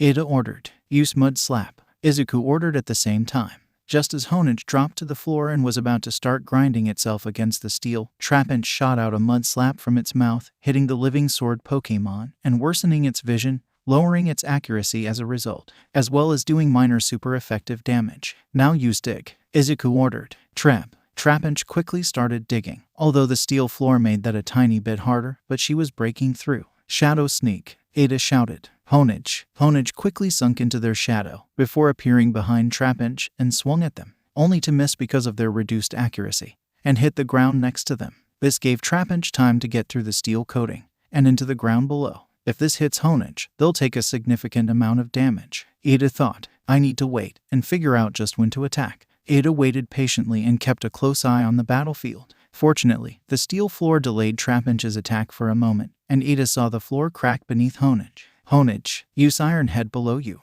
Ada ordered. 𝗏𝐽𝐻 got ready to attack, and just as 𝗵𝗃 popped out, 𝗏𝐽𝐻 bonked it on the head, hard. Pinch, 𝗵𝗃 cried out in pain, as they were smacked away by 𝗏𝐽𝐻. 𝗵𝗃, Izuku cried out in concern. 𝗑𝐻 jumped up back on its feet, but even though it only took a single attack, it was clear that they couldn't take a whole lot more. 𝗵𝗃, mud slap, Izuku ordered. Aerial ace, Ada commanded. 𝗵𝗃 shot mud out of its mouth at 𝗏𝐽𝐻, but 𝗏𝐽𝐻's blade glowed blue, and it charged towards 𝗵𝗃 at alarming speeds, cutting through the mud, before making their way to 𝗵𝗃 and slashing them. Pinch, 𝗵𝗃 cried as they went flying towards Izuku, and fainted when they hit the ground. 𝗵𝗃, Izuku gave his Pokemon a sad look. You did your best. Izuku quickly returned 𝗵𝗃 and took out another Pokeball. Come out 𝗬𝗵𝐴. 𝗬𝗬𝗵 came out, bright and smiling, and eager to battle. 𝗏𝐽𝐻, use aerial ace, Ada ordered. 𝗏𝐽𝐻's blade turned sky blue as they got ready to attack. Use bite when it gets close, Izuku shouted.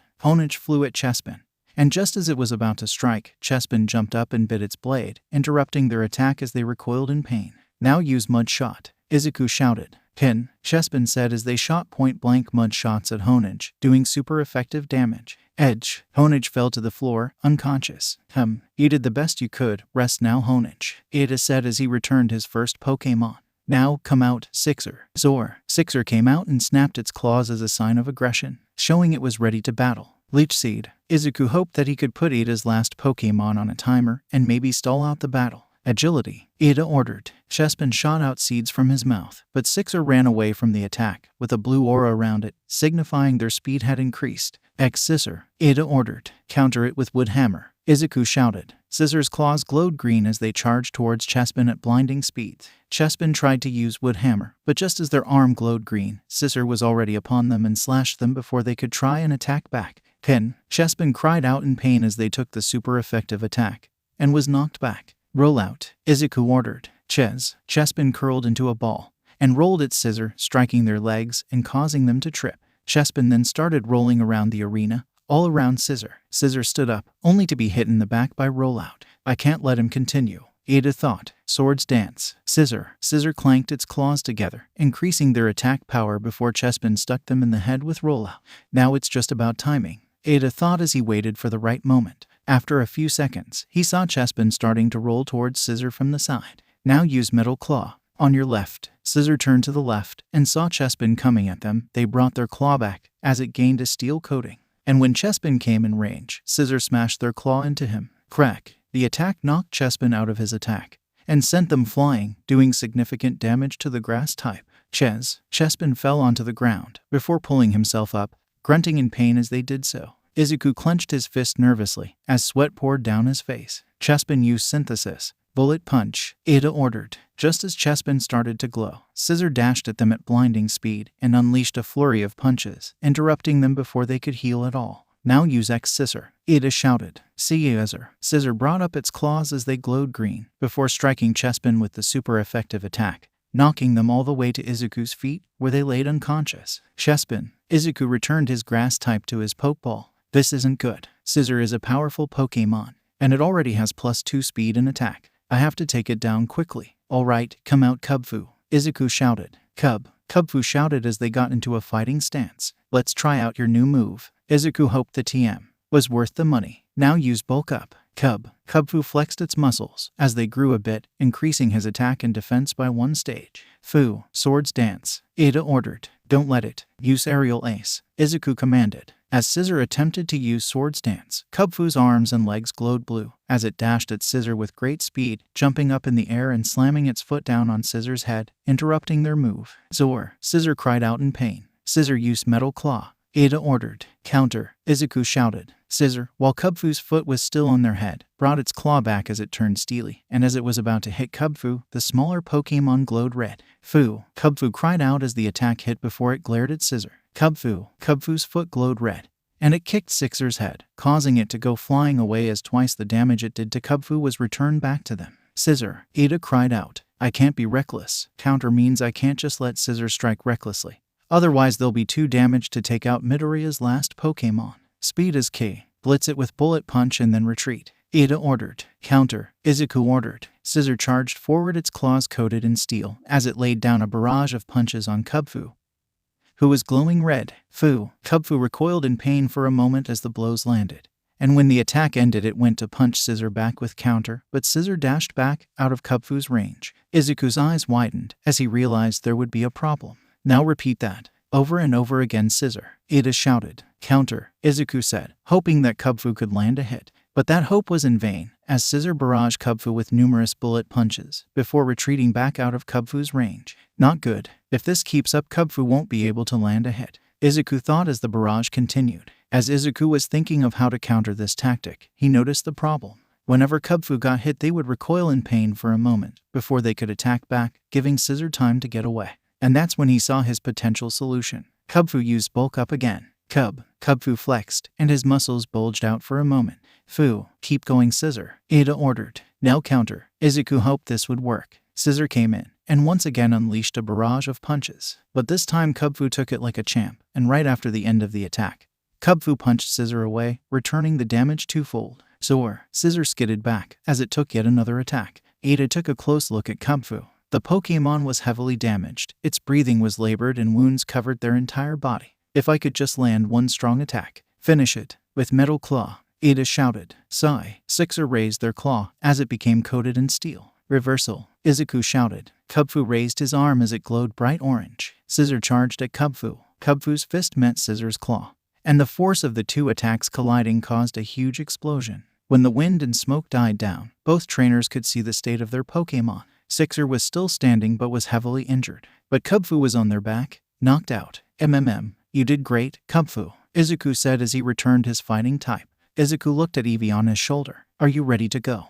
Eevee gave a quiet, yet determined growl, before jumping onto the battlefield. 𝗧𝗏 looked up at 𝐬𝐴. If I can just land a few hits, then I can end this. Eevee, use Swift, 𝗧𝗏 ordered. Eevee shot out stars at 𝗬𝐴, hoping to counter their great speed with a nearly undodgeable attack. Bullet Punch, Ada ordered in return. As the stars came at 𝗬𝐴, it rapidly punched them, destroying all of them in a single barrage. Bulk up. 𝗧𝗏 needed Eevee to be able to take these attacks. Bullet Punch, Ada shouted. As Eevee was about to flex, 𝗧𝗏 charged in and unleashed a flurry of blows before they could even start the move. Seeing his opportunity, Ada gave his next order. Keep using Bullet Punch. Don't stop. Zor. 𝗬𝐴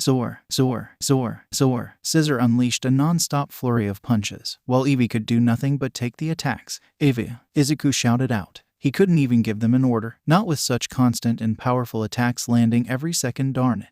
If only any of my Pokemon had a fire-type move. Meanwhile, Eevee was stuck under the assault of 𝗧𝗏. It hurt like hell, but more than pain they felt frustration. Would they really be 𝗧𝗏's only Pokemon to do absolutely nothing in this fight? Were they really going to be helpless again just like they were against 𝗵𝗲? No, they hated that. They had to do something. Anything. If only any of my Pokemon had a fire-type move. Eevee remembered 𝗧𝗏's words. They needed fire. And then, suddenly, Eevee began to glow a bright blue. 𝗧𝗏 stopped its attack, curious as to what was happening. Both Ada and 𝗧𝗏 watched in disbelief as Eevee started changing shape. Flare. Suddenly, the blue energy exploded off Eevee, revealing that they had evolved into Flareon, who had pink streaks in their orange fur. What? Ada, Ochako? And 𝗧𝗏 shouted out in surprise. 𝗧𝗏 and Ada were stunned. They knew this was impossible. For Eevee to evolve into Flareon, they needed a Firestone. How could this be? Meanwhile, Flareon didn't hesitate. Flareon opened her mouth and unleashed a spiral of flames at 𝗧𝗏.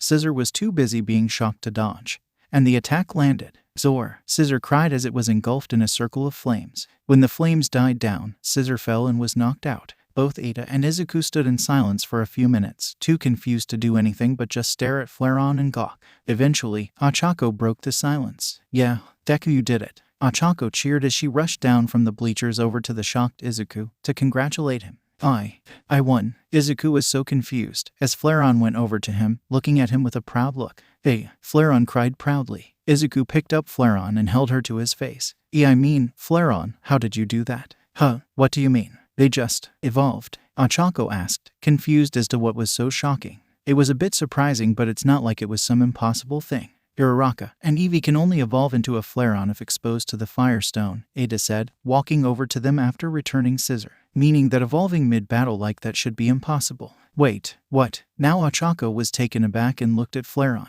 Then how did suddenly Flareon started glowing blue once more? What? All three trainers were even more shocked. Flareon didn't have any known evolutions, so what on earth was happening? Flareon changed shape in Izuku's hands, getting smaller until eventually they had returned to being an Eevee. All three trainers were now confused out of their minds. Pokemon didn't evolve. It just didn't happen. So once again, what the heck was going on here? Midoriya, do you have an explanation for what could possibly be going on? Ada asked. No, I had no idea she could do this. Izuku strutted, not tearing his eyes away from Eevee. Eevee didn't quite understand what was going on either. But everyone staring at her like this made her feel exceptionally amazing, so she just soaked it all in with pride. Well, that was certainly unexpected, said a voice that was unfamiliar to everyone but Ada. Everyone's head turned to the entrance of the battlefield and saw Tensei rolling up to them in a wheelchair. Yo, Tensei said with a bright smile as he wheeled himself towards them. He was wearing his casual clothes, but you could tell that underneath them there were still a lot of bandages. Tensei, Ada shouted out in shock and concern as he ran towards his brother. What on earth are you doing here? You weren't supposed to be cleared to leave the hospital for another week. Haha. Yeah, I pulled some strings and managed to get myself out early. Tensei explained. That is incredibly dangerous. I insist that you return to the hospital immediately. Ada said, once again chopping the air. Relax, I'm gonna be fine. They only wanted to keep me for a week to make sure I got bed rest, which I can get in my own bed, Tensei clarified. Besides, I have responsibilities to take care of. Both a gym leader and an older brother. I know you were supposed to be going on your journey right about now. Ada paused for a moment before tightening his resolve. That's not important right now. My family comes first, as does my duties to this city. Well, those are actually my duties. Tensei chuckled. I'm well enough to throw a pokeball and give orders, meaning I can go back to my gym leader duties. And you can go on your journey. But you're still injured. Ada sputtered out. Oh, you mean this? Tensei said, looking down at his wheelchair. It's fine. Some people live their entire lives like this, you know. I'll be fine for a couple of weeks. And don't worry, I have Mom and Dad worrying about my every move, so you can go on your journey. Tensei. Ada took a moment before continuing. All right, I'll go on my journey. There you go, Tensei said, giving his brother a smile, before looking at Izuku. And you. Good battle. And a very special Eevee you've got there. Oh yeah, she's definitely special, Izuku said as he looked at Eevee in his arms. Then Tensei turned to 𝐒𝐴CHAKO. You wanted to challenge the gym next, right? Oh, yes sir. 𝐒𝐴CHAKO nodded. Well, then, why don't we get started? Tensei said, taking out a pokeball.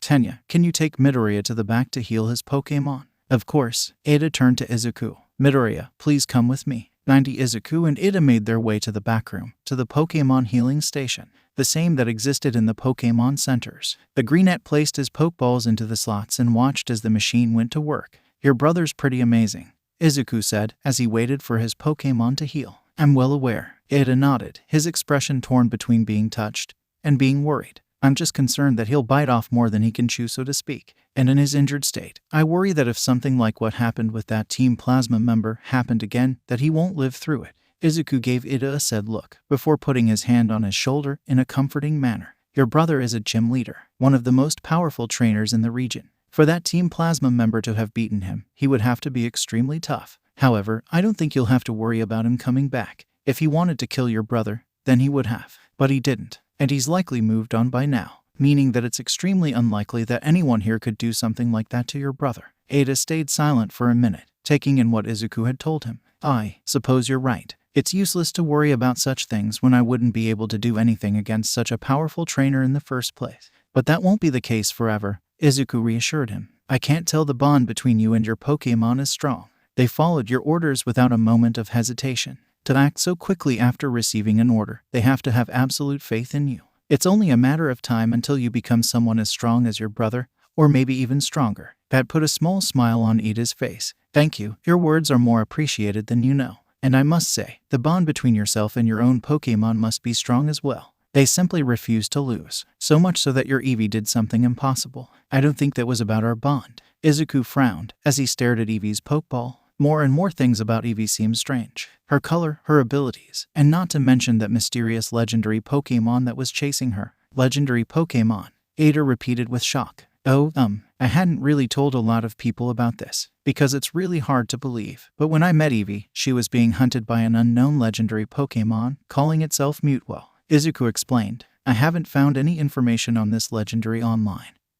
But I just knew it was a legendary Pokémon. It used telepathy, and its power was beyond anything I've ever seen before. I don't know anything about it other than its name, and that it wanted to kill Eevee for some reason. Ada stayed silent, giving no real indication on whether or not he believed Izuku. I tried to protect her, but it was no use. If it weren't for All Might, then we would have died. Izuku explained. All Might, the champion? Ada questioned. Izuku nodded. He'd heard rumors of a powerful Pokémon around the area, and came to investigate, and luckily he saved the two of us before 𝗵𝗲 could kill us. Afterward, the two of them fought, and it was a pretty difficult battle. He knew many moves and even had recover. All Might still clearly outmatched him though, but he managed to escape before he could catch him. After that, Eevee decided to come with me on my journey. There was a minute of silence as Izuku waited for Ada to respond. I see. I believe you, Ada said. Huh, just like that. Izuku shouted out in surprise. You don't seem like the kind of person to boast or make up stories for the sake of gaining admiration, Ada explained.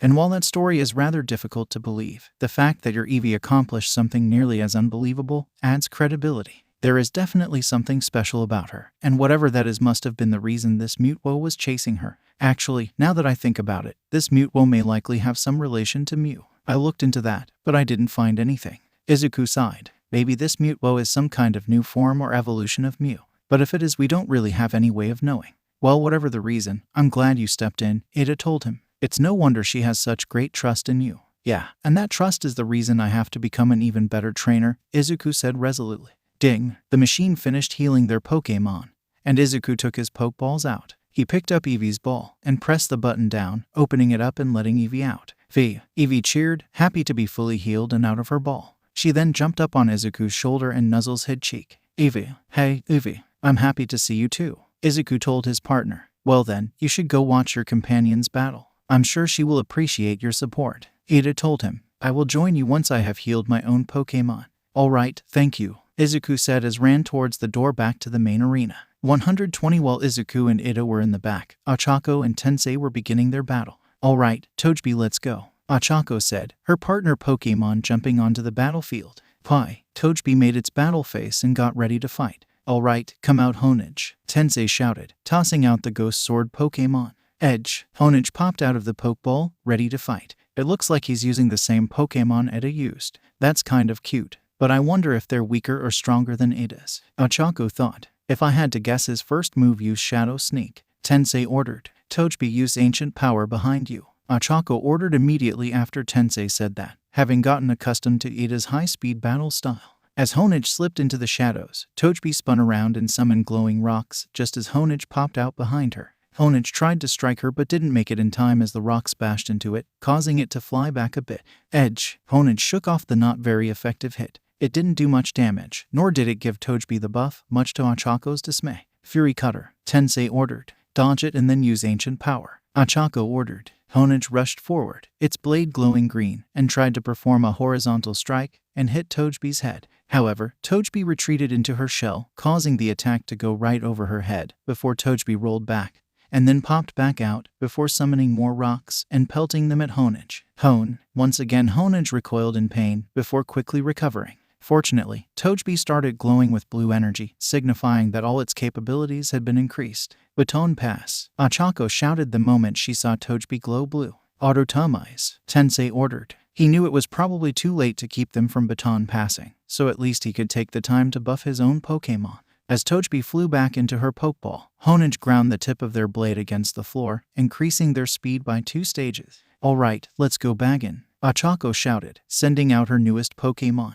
Gone, Bagon roared, glowing blue with 𝗃𝗏𝗄's added power as it came out of the ball. Alright, Fury Cutter Barrage, Tensei ordered, hoping to overwhelm them with speed. Dodge and use Ember, Ochako ordered. 𝐭𝐻 rushed towards 𝐵𝐴𝐴𝐵, its blade glowing with bug-type energy, intent on slashing at 𝐵𝐴𝐴𝐵 with overwhelming speed. And it was fast, much faster than 𝐵𝐴𝐴𝐵 was. However, 𝐵𝐴𝐴𝐵 had its own speed enhanced as well. Not to the degree of 𝐭𝐻, not even close, but just enough to allow it to jump back and dodge the attack in the nick of time. While 𝐵𝐴𝐴𝐵 was jumping back, it charged an Ember attack in its mouth and spat it at 𝐭𝐻, who had missed his swing. 𝐭𝐻's cry of pain was much louder than before, and it flew back much farther. Receiving a super effective attack from a boosted Pokemon did not leave them in the best condition, to say the least. Ember again, Ochako ordered. 𝐵𝐴𝐴𝐵 landed on the ground and quickly shot out another Ember attack at 𝐭𝐻. Use Shadow Sneak, Tensei ordered. Bite, Ochako countered. 𝐭𝐻 quickly sunk into the shadow, vanishing just in time for the Ember to miss. 𝐭𝐻 popped out of the shadow behind 𝐵𝐴𝐴𝐵 just as they turned around. The Steel-type Pokemon tried to strike 𝐵𝐴𝐴𝐵 with their blade, but 𝐵𝐴𝐴𝐵 caught the blade in their mouth, biting down on it using Bite. 𝐭𝐻 cried as it tried to escape 𝐵𝐴𝐴𝐵's maw, but to no avail. Alright, toss it into the air, and finish it with Ember, Ochako shouted, absolutely psyched with how well this was going. Gone. 𝐵𝐴𝐴𝐵 spun around a bit, before tossing 𝐭𝐻 up in the air, and then blasting it with an Ember. Gone. Boom. The Ember smashed into 𝐭𝐻, exploding and creating a massive cloud of smoke. 𝐭𝐻 fell out of the smoke cloud and clattered onto the ground. A swirl in its eye showed that it was now unconscious. Alright, Ochako cheered. Great job, 𝐵𝐴𝐵. Gone. 𝐵𝐴𝐴𝐵 raised their arm in the air in celebration. Really nice work, but the battle's not over yet, Tensei told her as he returned 𝐭𝐻 before sending out his last Pokemon. Let's go, Scissor. Zor. Scissor snapped its claws to show it was ready for battle. Ember, Ochako shouted immediately. Bullet Punch, Tensei shouted at almost the same time. Scissor's claws glowed a steely gray, and it charged at 𝐵𝐴𝐴𝐵 with immense speed. Fortunately, thanks to the speed buff and the distance between them, 𝐵𝐴𝐴𝐵 was able to shoot out an Ember attack at it just in time. Zor. Scissor shouted out in pain as it skidded back. Just one Ember had done quite a bit of damage to Scissor, which made sense, with it not being a particularly bulky Pokemon, and with Ember being 4 times effective. We can't afford to take those. Scissor use agility, Tensei shouted. Scissor glowed blue as it started running around 𝐵𝐴𝐵, circling the smaller Pokemon with immense speed. Now use Metal Claw, Tensei shouted. Scissor stopped behind it, and one of its claws glowed with that steely energy before it charged at 𝐵𝐴𝐵. Ember, behind you, Ochako shouted out desperately. Unfortunately, 𝐵𝐴𝐵 barely had enough time to turn around, let alone unleash an attack, before it got smacked in the face by Metal Claw. Gone, 𝐵𝐴𝐵 shouted as it was sent flying by Scissor's attack. Knock it into the air with Metal Claw before it hits the ground, Tensei ordered. Zor. Scissor charged forward at full speed, running past 𝐵𝐴𝐵 who was still flying in the air from his earlier attack. And before 𝐵𝐴𝐵 could hit the ground, Scissor knocked it into the air with another attack. 𝐵𝐴𝐵 cried out in pain as it was knocked in the air, seemingly helpless. Scissor slammed it back down with another Metal Claw. Tensei shouted. Hit it back with Headbutt, Ochako ordered. Scissor flew up in the air, flying right next to 𝐵𝐴𝐵 before raising his claw up, which once again glowed with Steel-type energy. Gone. 𝐵𝐴𝐵 barely managed to get its attack out in time, its head glowing white as it jutted it forward, colliding with Scissor's claw. 𝐬𝐻𝗄𝐵. The two attacks collided, causing a massive shock wave, and sending the two Pokemon in opposite directions. Scissor flew into the ceiling, and 𝐵𝐴𝐵 was smashed into the ground so hard that it cracked the metal floor beneath it. Scissor, are you alright? Tensei asked his Pokemon. Zor. Scissor grunted in pain as it pulled itself out of the ceiling and started falling towards the floor, landing gracefully on his feet. It then turned towards Tensei and nodded. Scissor, 𝐵𝐴𝐵, come on. You can do it. Please get back up. Ochako cheered her on her Pokemon. 𝐵𝐴𝐵 tried to get up, struggling to pull themselves up, and just when they got on their feet, they fell down and fainted. Gone. 𝐵𝐴𝐵 is unable to battle, Tensei said. If you'd please, switch it out for your next Pokemon. Ochako pouted as she returned 𝐵𝐴𝐵 to its Pokeball. Sorry, 𝐵𝐴𝐵. You did amazing. Rest up for now. Ochako was not pleased, not in the slightest. Her team did not do well against Steel types, and so her main plan had been to boost up 𝐵𝐴𝐵 and then have him do most of the work. Of course, she figured there was a good possibility he might faint, but she was hoping to have done more with him before then. She only got off one Ember and a Headbutt, and while those did do good damage, she was worried it wasn't enough. Ochako pulled out 𝗵𝗃𝐻's Pokeball, looking down at it, before looking up at the extremely menacing, speed-boosted Scissor. Even though it was weakened, 𝗵𝗃𝐻 would still struggle to take it down, and then all she would be left with was Togepi.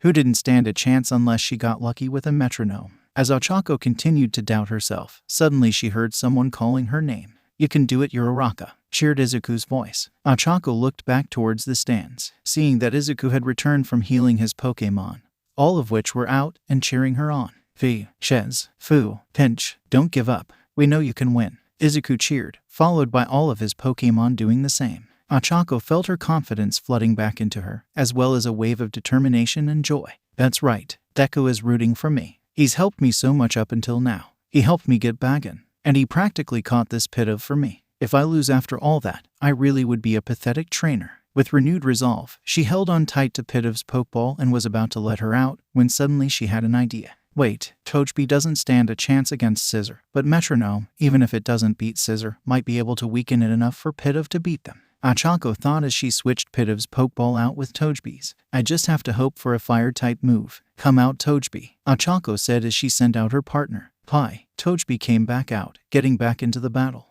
Interesting choice. Let's see if it pays off." Tensei smirked. "𝗃𝗏𝗏 metronome," 𝗂𝐭𝐲 ordered. "Oh." Scissor stopped them with Bullet Punch. Tensei ordered. Scissor's claws turned gray as 𝗃𝗏𝗏 held up her finger. The bug steel type rushed forward at alarming speeds, while 𝗃𝗏𝗏 waggled its finger. As Scissor's fist was about to hit 𝗃𝗏𝗏's face, they both suddenly glowed black. Then Scissor bashed 𝗃𝗏𝗏 in the face, sending them flying, landing at 𝗂𝐭𝐲's feet, unconscious. In one hit, 𝗂𝐭𝐲 knew 𝗃𝗏𝗏 wasn't very defensive and that was a super effective move, but she still didn't expect them to go down in one hit. 𝗂𝐭𝐲 bit her lip nervously. Did she even get a chance to use metronome? It doesn't look like anything. Wait. She looked at Scissor, who glowed red and flinched as the Pokémon felt itself get weaker. What just ....? Tensei had also been confused for a moment before he ultimately figured it out. "Memento. They used memento." "Memento?" 𝗂𝐭𝐲 asked, looking a bit confused. "It's a dark-type move that causes your Pokémon to faint, but in exchange, it lowers the opponent's attack and special attack by 2 stages. 𝐒𝐿zuku explained. "It's not a very common move, as most people don't think the trade-off is worth it. Normally I'd agree, but this actually helps," 𝗂𝐿zuku thought, feeling slightly more hopeful as she returned 𝗃𝗏𝗏 to her ball.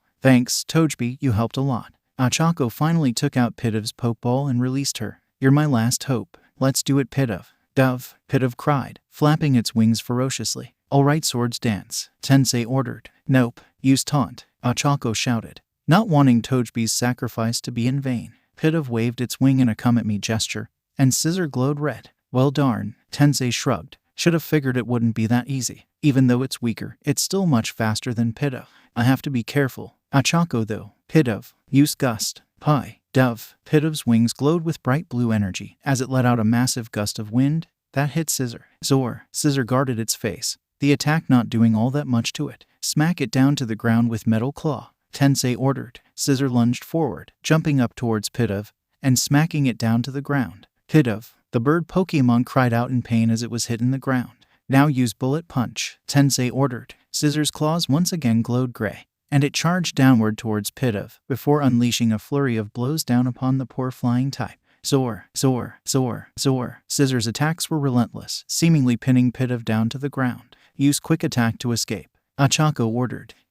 During one small opening during Scissor's attacks, 𝗃𝗏𝗏 glowed white and managed to speed away from her attacker, although she was now very wounded. "Air Cutter," 𝗂𝐿zuku ordered. 𝗃𝗏𝗏 flew high up and shot out a few saw blades made of wind down at Scissor. "Bullet Punch," Tensei instructed. As the blades came down upon Scissor, Scissor punched them into nothingness, completely nullifying 𝗃𝗏𝗏's attack. 𝗂𝐿zuku was taken aback at 𝗃𝗏𝗏's strongest attack being cancelled out so easily. Even that didn't do anything. At this rate ... no. I have to keep going. I am going to win this. 𝗃𝗏𝗏, keep using Air Cutter. Don't let up," 𝗂𝐿zuku ordered. 𝗃𝗏𝗏 let out a constant stream of saw blades down at Scissor. "Bullet Punch," Tensei ordered. "Soar." Scissor cried as it punched them all into nothing. This continued for a bit until Tensei realized something. She's trying exhaust, then Scissor has already fought 2 other Pokémon, and doing this is quickly draining its stamina because its strength was reduced by memento. She's hoping to beat us in a battle of attrition. Not bad. Guess I'll have to try something else. Scissor rushed through the attacks and used Metal Claw, Tensei ordered. Scissor rushed forward, tanking the air cutters as best it could, taking a good bit of damage before it reached 𝗃𝗏𝗏 and smashed it back down to the ground. 𝗃𝗏𝗏 cried out in pain. Again, Metal Claw, Tensei shouted. 𝐒𝐭𝐴𝐳 rushed down and smashed its claw against 𝗵𝗃 once more, inflicting even more damage. Again, Tensei ordered. Use gust. 𝐒𝐭𝐴𝐳 ordered. As 𝗧𝗏 raised its claw to smash 𝗵𝗃 with another metal claw, 𝗵𝗃 blasted it as gust attack point blank, causing it to go flying back, but still not doing too much damage. 𝐒𝐭𝐴𝐳. 𝗵𝗃 groaned as she forced herself up with difficulty. The bird Pokemon knew it was losing. At this rate, they didn't stand much of a chance.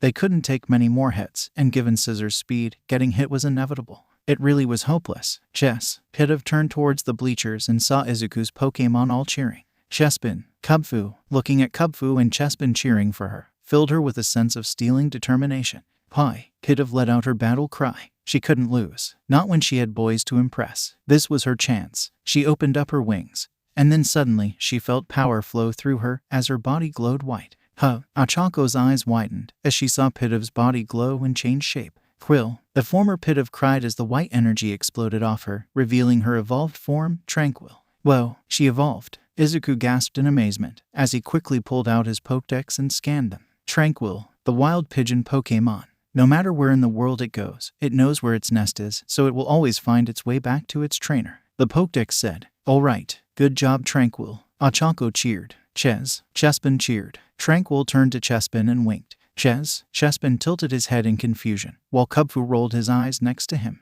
Well, I guess I should have seen this coming. Tensei chuckled, rubbing the back of his head sheepishly. The first and second gyms always have to deal with Pokemon evolving. Well, let's keep going 𝗧𝗏. 𝗧𝗏 got in a battle pose, still ready to fight despite his opponent's power-up. Tranquil flew up, and suddenly its tail feather glowed, as she flew in a circle, flapping that feather as hard as she could. And then a wind appeared, blowing in Tensei's direction. "That's tailwind," Izuku pointed out with great excitement. "Ah, not this again," Tensei groaned. 𝗧𝗏 used Bullet Punch, dodge it with quick attack and then counter-attack it. 𝐒𝐴𝐳 ordered. 𝗧𝗏 flew up at Tranquil at its usual overwhelming speed, except it was no longer as overwhelming, as Tranquil's body glowed white, and it flew out of the way of 𝗧𝗏's charge, before quickly flying back, and smashing it back down into the ground. 𝗧𝗏 cried out in pain, as it was finally the one getting smacked down. The attack didn't hurt all too much though, but 𝐒𝐴𝐳 was gonna fix that issue quite quickly. "Air Cutter," 𝗂𝐴𝐳 shouted. Tranquil flew up, before unleashing another barrage of air saws. 𝗧𝗏 didn't even have time to get off the ground, before the saws smashed into it, creating a small explosion and a cloud of smoke. When the smoke subsided, 𝗧𝗏 was laying on the floor, unconscious. Yeah, 𝗂𝐴𝐳 jumped for joy, celebrating her victory. "All right, you did it, Uraraka," Izuku shouted out, pumping his fist as he and his Pokemon joined in on the celebration. Tensei smiled, as he returned 𝗧𝗏 to his Pokeball. "Well done. I've run out of Pokemon, so that makes you the winner. Congratulations." 110 𝗂𝐴𝐳 and Izuku were standing opposite to Iida and Tensei, as all four of them were now outside the gym. "Here you go, you two." Tensei presented two badges shaped like engines. The engine badge. Izuku and 𝗏𝐽𝐾o took the badges, looking at them with glee. "Fantastic work, you two. I applaud the hard work and determination you put into earning this badge." Iida congratulated them. "Right, you two will make wonderful trainers." Tensei praised them, before turning to Iida. "Speaking of which, Iida, you're going on your journey, right? Well, you did insist that I do so, and you were fully capable of performing your duty as a gym leader even in your current condition. So I suppose so," Iida answered. "Great." Tensei turned to Izuku and 𝗂𝐴𝐳. "You mind taking him with you?" Izuku and 𝗂𝐴𝐳 said in surprise. "Brother, you can't just ask that out of nowhere." Iida scolded. "Well, you and I both know how dangerous it can be out there," Tensei said, getting a bit more serious. "So I'm not happy with the idea of you being out there alone. I'd be way more comfortable if you had some trustworthy, capable companions to go along with you." I see your point." Iida turned to Izuku and 𝗂𝐴𝐳. "While we have only known each other for a short time, you two have proved to be great trainers, and I would be honored if you would allow me to travel with you." "Aw shucks, you're making me blush." 𝗂𝐴𝐳 giggled while twiddling her fingers. "But I'd love to travel with you. You really helped save our butts against Team Rocket." "Yeah, if it wasn't for you our Pokemon would have been stolen," Izuku told him, before extending his hand out. "It would be our honor to travel with you." That took Iida by surprise for a second, before he felt a bit of pride and joy well up from the praise, and he smiled, shaking Izuku's hand. "Well then, to a long and prosperous Pokemon journey." "Yeah," Izuku and 𝗂𝐴𝐳 cheered. With a new companion in tow, the journey to collect all the badges and enter the Pokemon League continues. Izuku, Iida, and 𝗂𝐴𝐳 began to walk out of the city and into the desert to reach their next destination, with Tensei watching them go, smiling fondly. After getting a certain distance away, Ida stopped for a moment and turned to look at his brother. Tensei, I have always respected you and your abilities as a gym leader, but I have every intention of surpassing you. When I return, I wish to battle you at your full power. Tensei's smile grew. I'm looking forward to it, little brother. With that, Ida turned back around, leaving the city behind. After making it through the desert, the trio arrived at their next destination, 𝗵𝘃𝗻. 𝗵𝘃𝗻 was very different from the city they were in previously. For one, as could be expected, it was far smaller. As far as the three of them could see, there were only houses, a few shops, and presumably the gym, as well as of course the Pokémon Center, which was probably the biggest building here. No skyscrapers or malls in sight. The second big difference was that the town was far less modernized. The ground was mostly dirt roads and grass, and there were far more trees around, with their placement being more natural, less artificial like in the city. Overall, it was a quiet little town, unremarkable in most ways, except for the gym. By the time they arrived there, the sun was beginning to set, and the trio was deciding upon what to do. So I don't think any of us want to challenge the gym today, Izuku said to the other two. Yeah, I don't think I could handle 2 gym battles at once. Ochako gave a tired laugh, especially not after going through a desert. I agree. Going into a gym while this fatigued would only waste everyone's time and get our Pokémon injured for no reason. Ida agreed, although I do believe that it might be beneficial to go to the gym itself. Perhaps we could spectate a match and learn from it. Oh, that's a great idea, Izuku said, his eye brightening up before he turned to Ochako. Are you on board with this too, Ochako? Yup, that sounds great. Much better than getting taken by surprise like last time, Ochako said, sounding just as eager as the other two. All right, let's head to the gym, Izuku said with a bright smile on his face, which quickly spread to the other two. 90 closed. The three of them gasped. The three of them were currently in front of the gym. It was rather plain compared to the last one. A regularly concrete building with some metal doors in the front, and the dark type logo, telling people that this was a gym and what type the leader used. And of course, on the doors was a sign that said closed. This is inconceivable, Ida sputtered. A gym should never be closed at this time. Normal hours for a gym are up to midnight. Wait, midnight? Ochako looked at Ida, widened. That's way too late. Being a gym leader has its benefits and its downsides, Ida stated.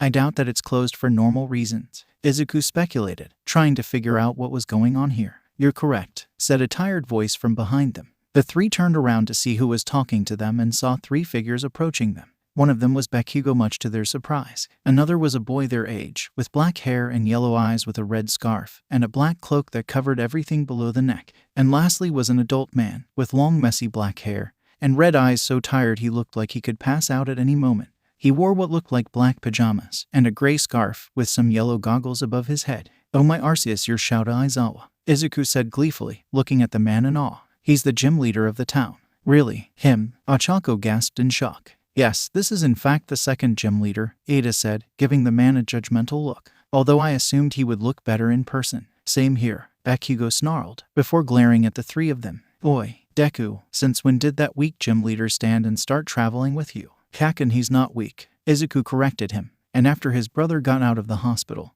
Ida decided to travel with us for safety. Smart move, Aizawa said. Team Rocket's been more active lately, especially here. This is why I had to close down the gym for the time being. There's been a string of thefts happening around here, so it's likely there's a Team Rocket hideout somewhere in the woods nearby. If that's the case, then I'd be illogical to keep the gym open. Right, if people were to use the gym, then strong trainers looking to challenge you would leave with weakened Pokémon and be prey for Team Rocket, Izuku said, recalling how something similar happened back with 𝗵𝘃𝗁 in the desert. 𝗵𝘃𝗁 also recalled this, growled. Fucking cowards. Which is why until the situation is resolved, I'm going to have to ask you to wait, Aizawa told them. Or you could be useful for once and help try to hunt down the fuckers like we are, 𝗵𝘃𝗁 offered. Aizawa sighed in annoyance. Or that, I don't really want you to help, but to be honest, seeing as this is a small town, we don't have as many Officer Jennies, nor any Pokémon Ranger bases nearby, so I can't really refuse your help either. It's your call, but be warned that you are putting yourself at risk.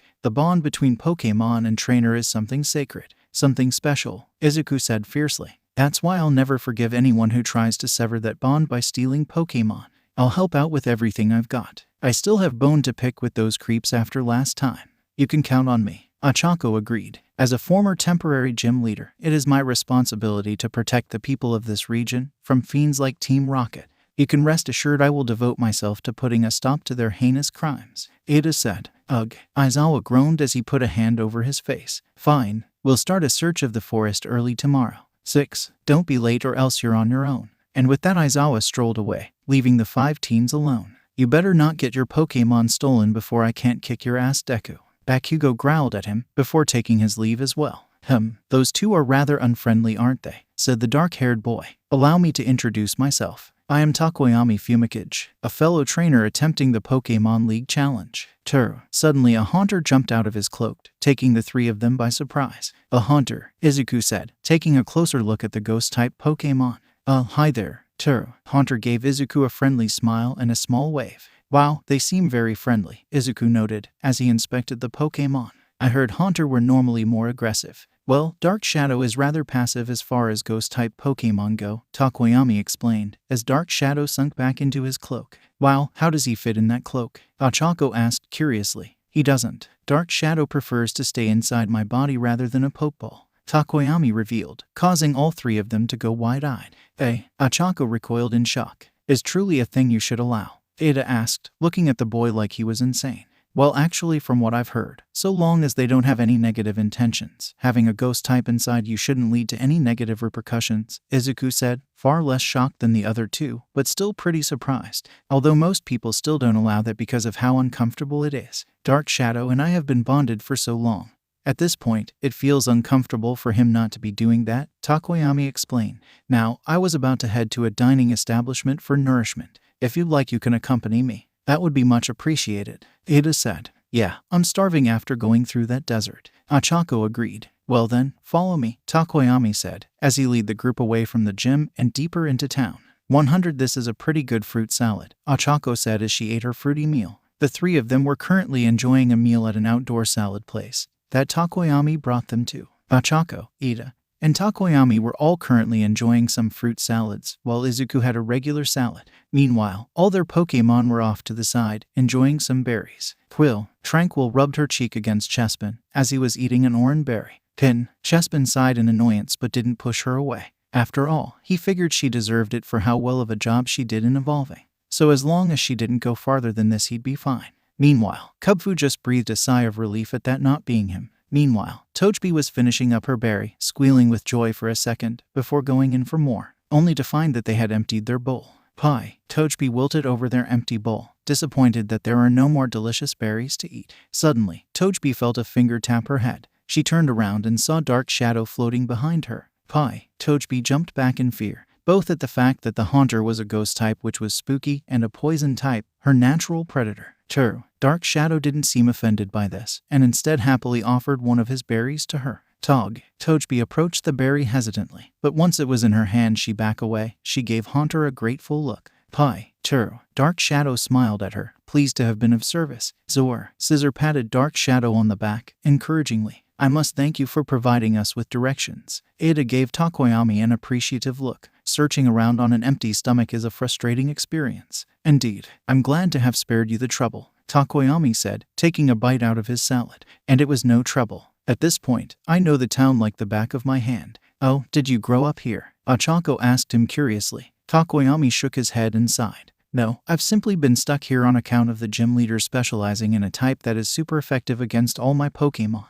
You must be a ghost-type trainer then, Izuku concluded, putting 2 and 2 together. Fighting a trainer with Pokemon that are all super effective against yours must be frustrating. Extremely, 𝗧𝗵𝗲 and Ochako said at the same time. Ochako recalling the last gym and her experience there. Well, look on the bright side. After you get past this, there aren't any gym leaders who specialize in types that are good against ghost. That's right, the gym types are in order: steel, dark, poison, grass, psychic, water, rock, and ... Well, the 8 gym leader doesn't use a single typing, so you shouldn't have to worry, Ada told him. Yeah, and none of the Elite 4 have type advantage against you either, Izuku said merrily, before giving Ochako a sympathetic smile. Although you still have to deal with the rock-type gym. Sorry, ugh. Ochako only hoped that she'd have more moves to deal with that type when she got there. She then gave Ida an envious look. Must be nice not having any gym leaders with types super effective against yours. That's true. However, it does put me at a disadvantage against the second strongest trainer in the region, as well as all 3 of the champion's strongest Pokemon.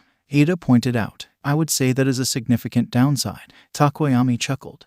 Not feeling so bad about being stuck on this gym anymore. Yeah, makes me glad I'm a multi-type trainer. Izuku laughed. The others laughed alongside him, and all 4 of them enjoyed a nice meal together. 90 After finishing up their food, the 4 of them headed to the Pokemon Center, where they all went to their separate rooms. Izuku immediately collapsed onto the bed, not even bothering to change clothes or take off his bag. Phew, today was pretty tiring. I don't think I want to go back to a desert for a long time. Eevee agreed, jumping to Izuku's side and snuggling up against his stomach. Izuku smiled down at his partner. Well, at least you didn't have to worry about the heat. Although I know you hate being cooped up inside that ball. Good thing we won't have to go back there again anytime soon. Eevee yawned as she quickly started to fall asleep. Good night, Eevee, Izuku said as he closed his eyes and quickly went to sleep in his nice, air-conditioned room. Unfortunately, when he woke up, the room was no longer so pleasant. Izuku was disturbed from his slumber by the feeling of something other than Eevee on his bed. His eyes shot open, and his fears were immediately confirmed as he found himself face to face with that Team Rocket girl, Toga if he recalled correctly, pinning him down to the bed with a disappointed pout on her face.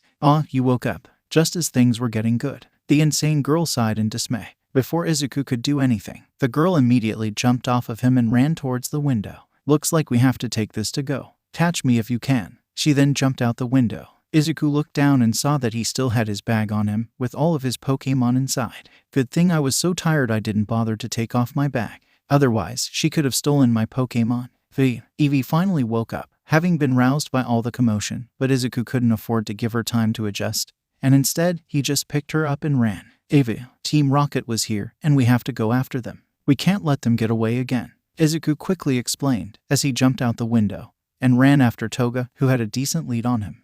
Immediately after hearing that, Eevee shook off her post-wake-up fatigue and glared at Toga, ready to take her on, once Izuku caught her. Come back here, you thief, Izuku shouted at the top of his lungs as the chase continued. 140 Izuku followed Toga outside the town and into the surrounding forest. It was hard to keep track of her with all the trees around, but he did manage it, keeping up with her the entire time. Eventually, they came to a clearing, where they found Toga standing in front of a large cave like she was waiting for him. Finally, found you, Izuku said, struggling to catch his breath. Eevee jumps off Izuku's shoulder and stands in front of him, ready to battle. Yup, finally found us, Toga giggled. Wait, us. Izuku's eyes widened as he realized the massive mistake he just made.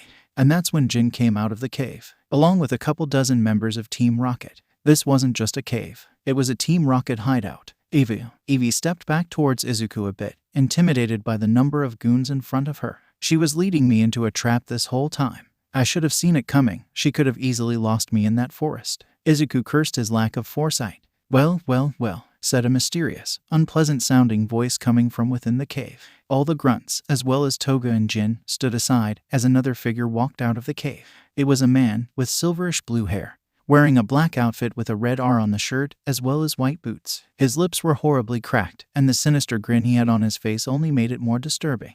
That's quite a unique Eevee you've brought to us. Good work, Toga, the man praised, causing the girl to giggle with delight. The man then turned to Izuku. Looks like it's your unlucky day. You've seen our base, meaning we can't let you get out of here alive. Can't have you go telling the gym leader, can we? A little bit late for that, said a familiar gruff voice from behind them. That voice, Izuku instantly recognized that distinct-sounding voice and turned around to confirm his suspension. From behind him came Aizawa, followed by Ochako, Ida, Takoyami, Bakugo, and a crap ton of Officer Jennies alongside their Arcanines. What? The man shouted out in shock. How? Well, it aroused some suspicion when we heard Midoriya shout, "Come back here, you thief," Takoyami explained. Fortunately, Dark Shadow was awake and followed him into the forest, and after seeing that he was in trouble, he quickly led us towards him.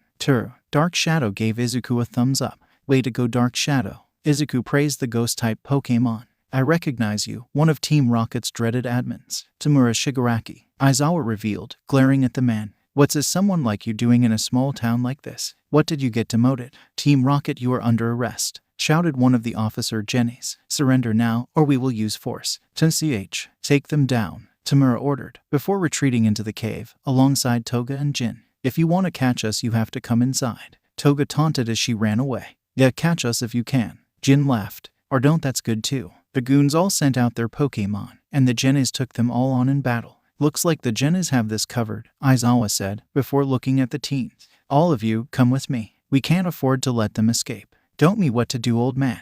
𝐵𝘃𝗀𝐻 shouted as he followed Aizawa, along with everyone else. The cave was dimly lit, but pretty spacious, so they didn't have any issues running alongside each other through the secret base. However, they eventually reached a much larger opening and saw a single man standing there waiting for them. The man had charred black hair, with burns all over his body. He wore a black coat and jeans with the R logo on his back. "You must be the gym leader and his little guppies," the man said. "Name's 𝗬𝗲𝗿. I'm another one of Team Rocket's admins. 𝗬𝗲𝗏 told me to keep you busy while he called for backup." 𝗬𝗲𝗿 then pulled out a Pokeball and sent out his Pokemon. "Let's burn 𝗵𝗵𝗏. Out of the Pokeball popped out a shiny 𝗵𝗵𝗏, its blue flames lighting up the cave even more. 𝗬𝗏. This man isn't to be taken lightly. I can tell," Aizawa said, standing in front of the group and throwing out his own Pokemon. 𝗵𝗄𝗏𝗏. Aizawa's own Pokemon came out, snarling at the 𝗵𝗵𝗏. Aizawa turned to the teens. "I hate having to tell you this, but I need you three to go ahead and catch up with Shigaraki. If he calls for backup, things could go very badly, to say the least." "TCH, no need to tell us that dumbass," 𝗵𝘃𝗀𝗏 said as he already started running past Aizawa and 𝗬𝗲𝗿.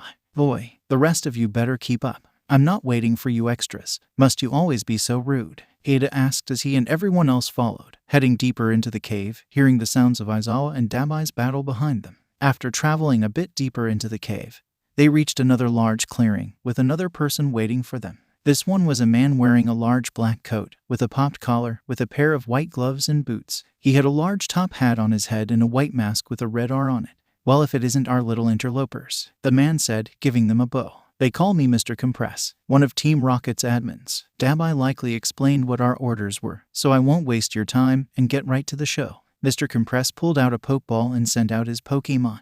"We're on, Sandaconda." Sandaconda cried as it stared down its opponents. "Get out the way, extras, I'll take this clown." 𝗵𝘃𝗀𝗏 smirked as he stepped up to the challenge, taking out a Pokeball of his own. "Let's go, Quilava." Quilava came out and glowered at Sandaconda. "Thanks, Kakin," Izuku shouted as he and the others continued running deeper into the cave. "Man, how deep is this cave?" Ochako groaned. "I doubt this is a natural cave. Most likely they used their Pokemon to expand it," Ida explained. "If only they could have put that energy into something more productive," Izuku commented. "Or at least something less illegal," Tokoyami added. The four of them continued traveling deeper into the cave, until they reached yet another large clearing, with yet another person waiting for them. This person had a rather large frame, with big muscles exposed by their rolled-up sleeves. They wore a large black jacket with a white undershirt, and a pair of black sunglasses with red R's on them. "Hello there," the person greeted them. "They called me Mange. I'm a Team Rocket admin sent to stop us," Ada said, as he stood out in front of the group and took out a Pokeball.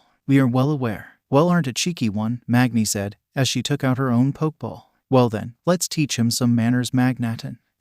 Magneton said in its robotic voice, as it was sent onto the battlefield. "Honage, let us take them down," Ada shouted as he sent out his Pokemon. Honage came out, ready to battle. "Be careful, Ada," Ochako warned him, as they continued into the cave. Once again, they traveled deeper and deeper until finally they came to the end of the cave. One last large clearing, with a wall at the other end, and standing there was Toga, Jin, and Shigaraki. "TCH, persistent little shits, aren't you?" Shigaraki glared at them in annoyance. "Oh, don't be so grumpy, boss. They came all the way here just for us," Toga said, taking out a Pokeball. "I say we give them a big welcome." "Yeah, let's greet 'em real good." Jin also took out his own Pokeball. "Actually, no, you stink, go away." "Team Rocket, we're here to put a stop to your Pokemon stealing antics," Izuku said. "We will send you back to the abyss," Tokoyami said, taking out a Pokeball. "I beat you 2 once, and with Deku and Tokoyami, I'll send you flying again," Ochako said, doing the same thing as everyone else and taking out her own Pokeball. "Well, looks like I have no choice but to dispose of you all. Here and now," Shigaraki growled, taking out his own Pokeball. "Get ready to die. Crush them, Morgrim," Tamura shouted as he sent out his Pokemon. "Let's cut him up, Poniard," Toga said, doing the same thing. "Time for round 2, Doduo," Jin shouted, sending out his own Pokemon. "Let's go, Trapinch," Izuku called out. "Time to fight Tojbi," Ochako shouted. "Send them to the abyss, Duskull," Tokoyami cried. All the Pokemon came out onto the field, crying out their names and staring down the opposing side, all of them ready to battle. "Fake out," Tamura ordered. Immediately Morgrim charged forward, the move causing him to become so fast that it was like he teleported, and slapped the sides of Tojbi's head. "Pie," Tojbi cried, flinching and being unable to move for a second. "Now hit him with quick attack," Jin ordered. Doduo was covered in white energy and was about to start running towards Tojbi. "Use Mud Slap," Izuku ordered. Pinch. Just as 𝗳𝗏 was running towards 𝗬𝗏, 𝗧𝗏 shot out a blast of mud at them, hitting them right in the face, doing some damage, halting their attack, and lowering their accuracy. Hey, what gives? I thought flying types were immune to ground type moves. Jin shouted out in outrage. That only applies when the damn things are flying, you numbskull. 𝗵𝗲 scolded him. Don't worry, I gotcha, Toga shouted, about to command her Pokemon to attack. Shadow Sneak the Poniard, Takoyami ordered. Duskull immediately sunk into the shadow, before rising out of Poniard's shadow, hitting them from behind. Poniard grunted, staggering forward a bit as the attack did minimal damage. Hey, rude, Toga pouted at the dark-haired boy. Poniard retaliate with Night Slash. Poniard turned around and slashed Duskull away, dealing super effective damage to the ghost-type Pokemon and knocking them away. Skull, Duskull cried out in pain. 𝗧𝗏 helped them out. Use dig and attack Poniard, Izuku ordered. 𝗧𝗏 quickly dug into the ground. Poniard, dodge it please, Toga commanded. Good luck with that. Sucker punch, 𝗵𝗲 ordered. Poniard looked around frantically, trying to figure out where 𝗧𝗏 would come from, only for 𝗧𝗏 to pop out of the ground under them, ramming them with their body and doing super effective damage. And then immediately after, while 𝗧𝗏 was jumping out of the ground, Morgrem rushed forward and punched 𝗧𝗏 in the face, sending them flying. Pinch. 𝗧𝗏 cried as he skipped across the ground, before coming to a stop and picking themselves up. 𝗬𝗏 ancient power on Morgrem, 𝐒𝐴CHACO ordered. 𝗬𝗏 launched magical rocks at Morgrem. Cut him up with metal claw, Toga ordered. Poniard jumped in front of Morgrem and sliced apart the rocks, keeping them from hitting her ally. 𝗳𝗏 used substitute and then double hit on 𝗧𝗏. Jin commanded. Do. 𝗳𝗏 grimaced as they sacrificed some of their vitality to create a duplicate of themselves that stood next to them before they ran towards 𝗧𝗏 to attack. Use Shadow Sneak and get 𝗧𝗏 out of the way, Takoyami ordered. As 𝗳𝗏 and its substitute were closing in on 𝗧𝗏, Duskull came out of 𝗧𝗏's shadow and pushed them out of the way. 𝗳𝗏 and the Fake both attacked Duskull, attempting to headbutt it twice each. But the attacks just went right through them, as they were normal type attacks. 𝗬𝗏 used ancient power on the 𝗳𝗏s, 𝗂𝗏 ordered. 𝗬𝗏 once again launched a group of rocks at 𝗳𝗏 and his substitute. Duskull used Shadow Sneak and get away, Takoyami ordered. Duskull sunk into the shadows just in time, popping up behind 𝗬𝗏, while the rocks smashed into 𝗳𝗏 and the substitute. 𝗳𝗏 shouted out in pain as the super effective rocks smashed into them and the substitute, destroying the substitute, and doing a good deal of damage to 𝗳𝗏, but unfortunately, 𝗬𝗏 didn't get the boost. Morgrem, use play rough on 𝗧𝗏, 𝗵𝗲 ordered. Morgrem charged at 𝗧𝗏, its hand glowing pink.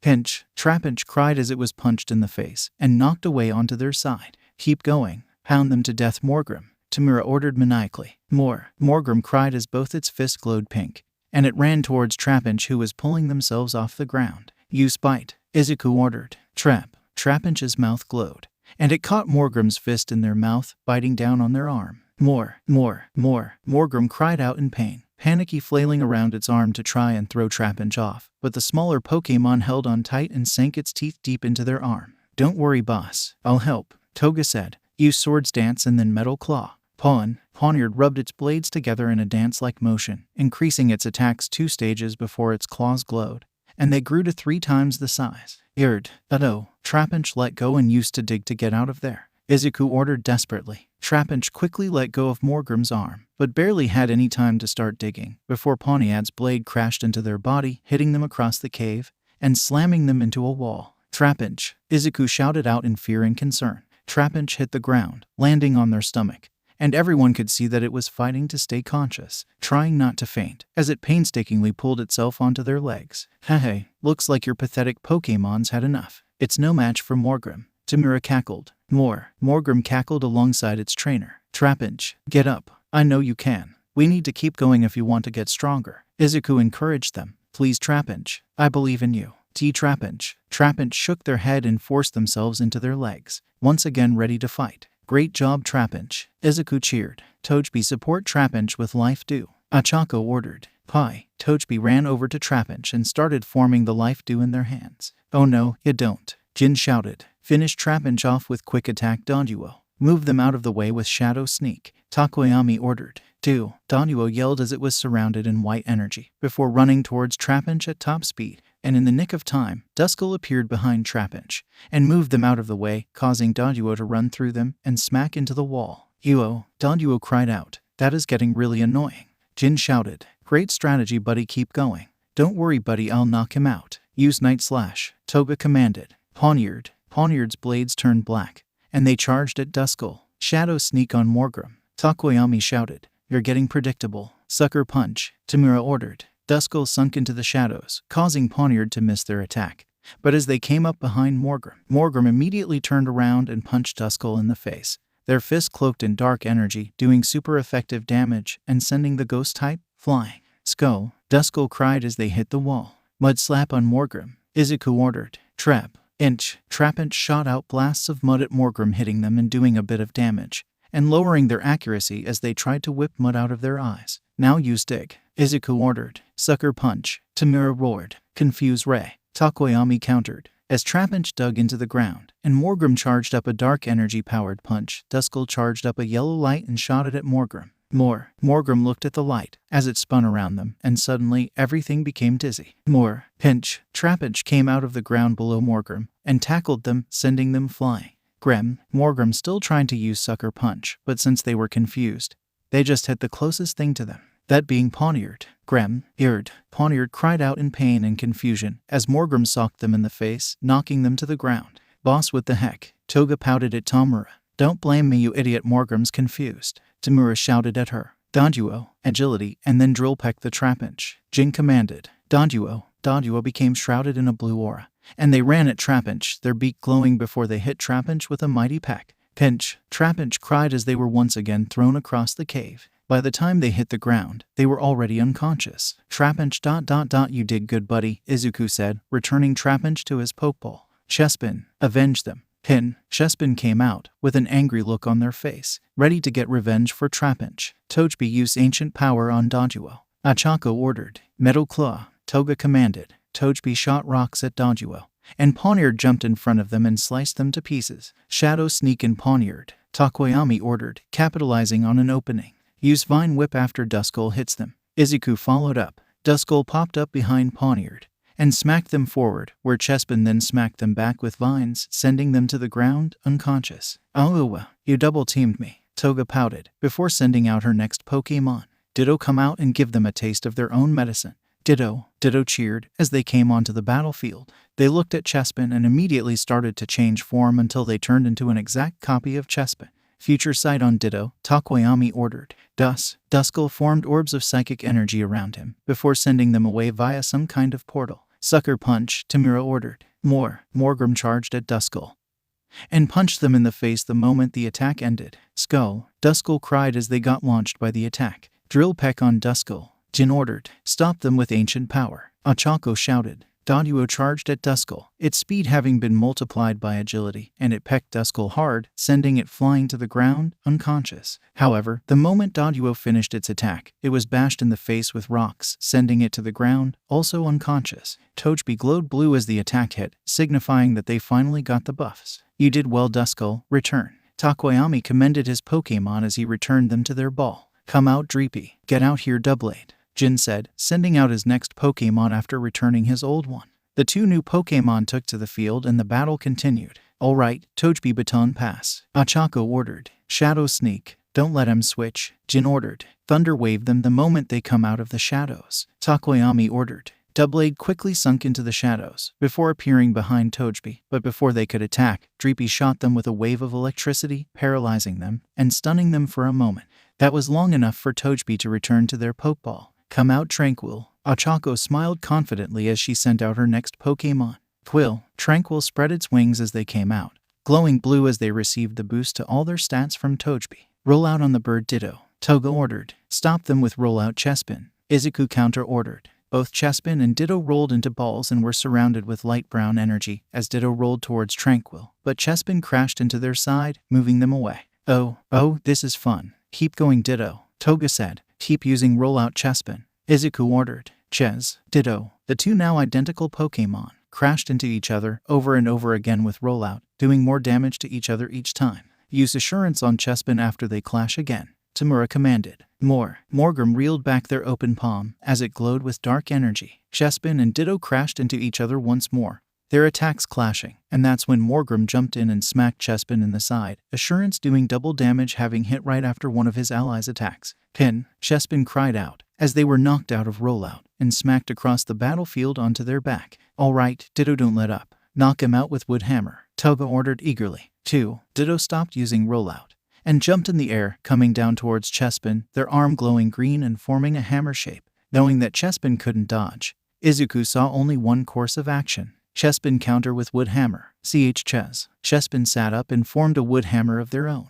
The two came closer to each other, with 𝐒𝐸𝐻 coming down ready to strike and 𝗧𝗵𝗲 getting ready to counter it. But then suddenly, portals opened around 𝐒𝐸𝐻, and it was hit with a powerful psychic force. 2. 𝐒𝐸𝐻 cried out in pain as it took a strong attack to the back, causing it to stop their attack and leaving them open. 𝗧𝗵𝗲 saw the opening and smacked 𝐒𝐸𝐻 in the face with wood hammer, doing a bit of recoil damage to themselves and a lot of regular damage to 𝗲𝗻𝗲 as they were flung across the battlefield and crashed into a wall. 2. 𝗲𝗲𝗄𝐻 grunted in pain. Alright, future sight hit at just the right moment. Izuku cheered, before turning to Tokoyami. Thanks. Tokoyami nodded, smiling with pride. Finish them off, air cutter, Ochako ordered. Tranquil turned towards 𝗲𝗻𝗲, who was still pulling themselves out of the wall, and opened up their wings as they glowed blue. Oh no, 𝗃𝗏𝗄𝐻 used shadow sneak and stop them. Jin ordered in a panic. Wait, you idiot, they're a normal type. Tamura shouted at his teammate. 𝗃𝗏𝗄𝐻 sunk into the shadows, came out behind Tranquil, and attempted to hit them, only for their attack to go right through them. Tranquil shot out wind, saw blades right at 𝗃𝗏𝗄𝐻. 𝗃𝗏𝗄𝐻 stared at the blades with wide eyes before they hit them, doing super effective damage and pushing them back into the wall. 𝗃𝗏𝗄𝐻 slid to the ground and passed out, returning back to their normal form. Oh man, sorry Toga, Jin said, apologizing to his teammate with his head held down. Awa, don't worry Jin, at least you tried, Toga said, patting him on the head as she returned her Pokemon. Come out Zura. Zura cried as they came out. Tranquil, let's finish off 𝗲𝗲𝗄𝐻. Use quick attack, Ochako ordered. Sucker punch, Tamura ordered. Swift, Tokoyami added. Tranquil became covered in white energy, but before they could attack, 𝗲𝗲𝗄𝐻 charged towards them and was about to punch them, but they were hit by stars sent by 𝗃𝗃, which allowed Tranquil to crash into them and launch them away. Grem, 𝗲𝗲𝗄𝐻 shouted as they skidded across the ground, stopping at Tamura's feet, unconscious. 𝗃𝗏𝗄𝐻, damn it, Tamura growled as he returned 𝗲𝗲𝗄𝗄. You better not fail. Krokorok roared as they came onto the battlefield. Zura used Shadow Ball on 𝗃𝗃. Toga commanded. Zura formed a ball of ghostly energy in their mouth, before launching it at 𝗃𝗃. Dodge it, Tokoyami shouted. Push M into it, 𝗃𝗏𝗄𝗃. Use Shadow Sneak, Jin ordered. 𝗃𝗃 tried to move out of the way of the Shadow Ball, but 𝗃𝗏𝗄𝗃 came out of their shadow and smacked them into the Shadow Ball, causing it to explode. 𝗃𝗃, Tokoyami shouted. Pie. 𝗃𝗃 groaned, heavily injured from back-to-back super effective attacks. Use Gust on Zura, Ochako ordered. Leech Seed on 𝗃𝗏𝗄𝗃, Izuku added. Tranquil shot a gust of wind, hitting Zura and knocking them back. 𝗧𝗵𝗲 spat out a bunch of seeds at 𝗃𝗏𝗄𝗃, which embedded themselves into them and started to drain their health, giving it to 𝗧𝗵𝗲. Use Dig on 𝗧𝗵𝗲, Tamura ordered. Krokorok dug underground, getting ready to attack. I'll help. 𝗃𝗏𝗄𝗃 use Aerial Ace on 𝗧𝗵𝗲, Jin ordered. 𝗃𝗏𝗄𝗃's blades glowed blue as they charged at 𝗧𝗵𝗲, ready to strike ... only to stop as the paralysis caused them to freeze. This is our chance, Izuku shouted. 𝗧𝗵𝗲 use Bite, and then hold them under you. 𝗧𝗵𝗲 jumped at 𝗃𝗏𝗄𝗃 and bit one of their blades, doing super effective damage. 𝗃𝗏𝗄𝗃 cried out. 𝗧𝗵𝗲 then spun 𝗃𝗏𝗄𝗃 around and slammed them into the ground. Then Krokorok jumped out the ground, hitting 𝗃𝗏𝗄𝗃 instead of 𝗧𝗵𝗲. 𝗃𝗏𝗄𝗃 shouted out as they were hit with another super effective attack. Damn it, get out of my way, Tamura growled. 𝗧𝗵𝗲 jumped off 𝗃𝗏𝗄𝗃 as the dual sword Pokemon was launched away. Use Infestation of Krokorok, Tokoyami ordered. 𝗃𝗃𝗄𝗃 shot out a green blast at Krokorok, which exploded and covered Krokorok in energy bugs. Krokorok cried out in pain as the bugs started biting into them. Use Shadow Ball on 𝗃𝗃. Let's knock him out, Toga shouted. Zura started charging up another ball of energy. Pick them up, Tranquil, Ochako ordered. Tranquil charged at Zura, picking them up with their talons and carrying them up. Zura shouted out in confusion, canceling their attack. Ochako, throw them at 𝗧𝗵𝗲, and 𝗧𝗵𝗲 use Wood Hammer. Izuku strategize. Right. Ochako smiled at him and nodded before turning back towards the battle. You heard him, Tranquil. Throw them at 𝗧𝗵𝗲. As 𝗧𝗵𝗲 formed a wood hammer, Tranquil spun Zura around and then tossed them at 𝗧𝗵𝗲. 𝐂𝐨𝐧𝐿 reeled their arm back before slamming it into the side of Zura's face. Hard. Pin. Bam. Zura flew into the cave wall, smashing into it harder than any of the other Pokemon so far. Zura groaned weakly. 𝗂𝐨𝐿 grinned proudly before wincing in pain from the recoil. 𝗂𝐿, use synthesis, Izuku ordered. Shadow Sneak, don't let him heal. Jin countered. Then follow up with Aerial Ace. 𝗂𝐿 started to glow as he tried to heal himself, but he was stopped when 𝗳𝗏𝗄 jumped out of his shadow and smacked him to the ground. 𝗳𝗏𝗄 then glowed blue and slashed at 𝗂𝐿, doing super effective damage. Pin. 𝗂𝐿 cried out. Tranquil hit 𝗳𝗏𝗄 with Air Cutter. Ochako ordered. Tranquil launched the Air Cutter at 𝗳𝗏𝗄. Shadow Sneak, get out of there. Jin ordered. Don't let them go, use Vine Whip to hold them. Izuku commanded. 𝗳𝗏𝗄 tried to sink into the shadow to avoid the attack, but 𝗂𝐿's vines wrapped around them, holding them in place, allowing the Air Cutter to hit. 𝗳𝗏𝗄 flew back onto the ground, where they quickly fainted. All right, another one down. Ochako cheered. Tranquil flew over to 𝗂𝐿, who got up and smiled at them. Pin. 𝗂𝐿 held up their hand, and Tranquil looked ecstatic as she gave him a high five. Earthquake. Tamura ordered in a rage. Tranquil grabbed 𝗂𝐿 and fly. Ochako ordered as Krokorok lifted its leg. Tranquil flew up and grabbed 𝗂𝐿, taking him into the air as Krokorok slammed its leg down, creating a massive shock wave.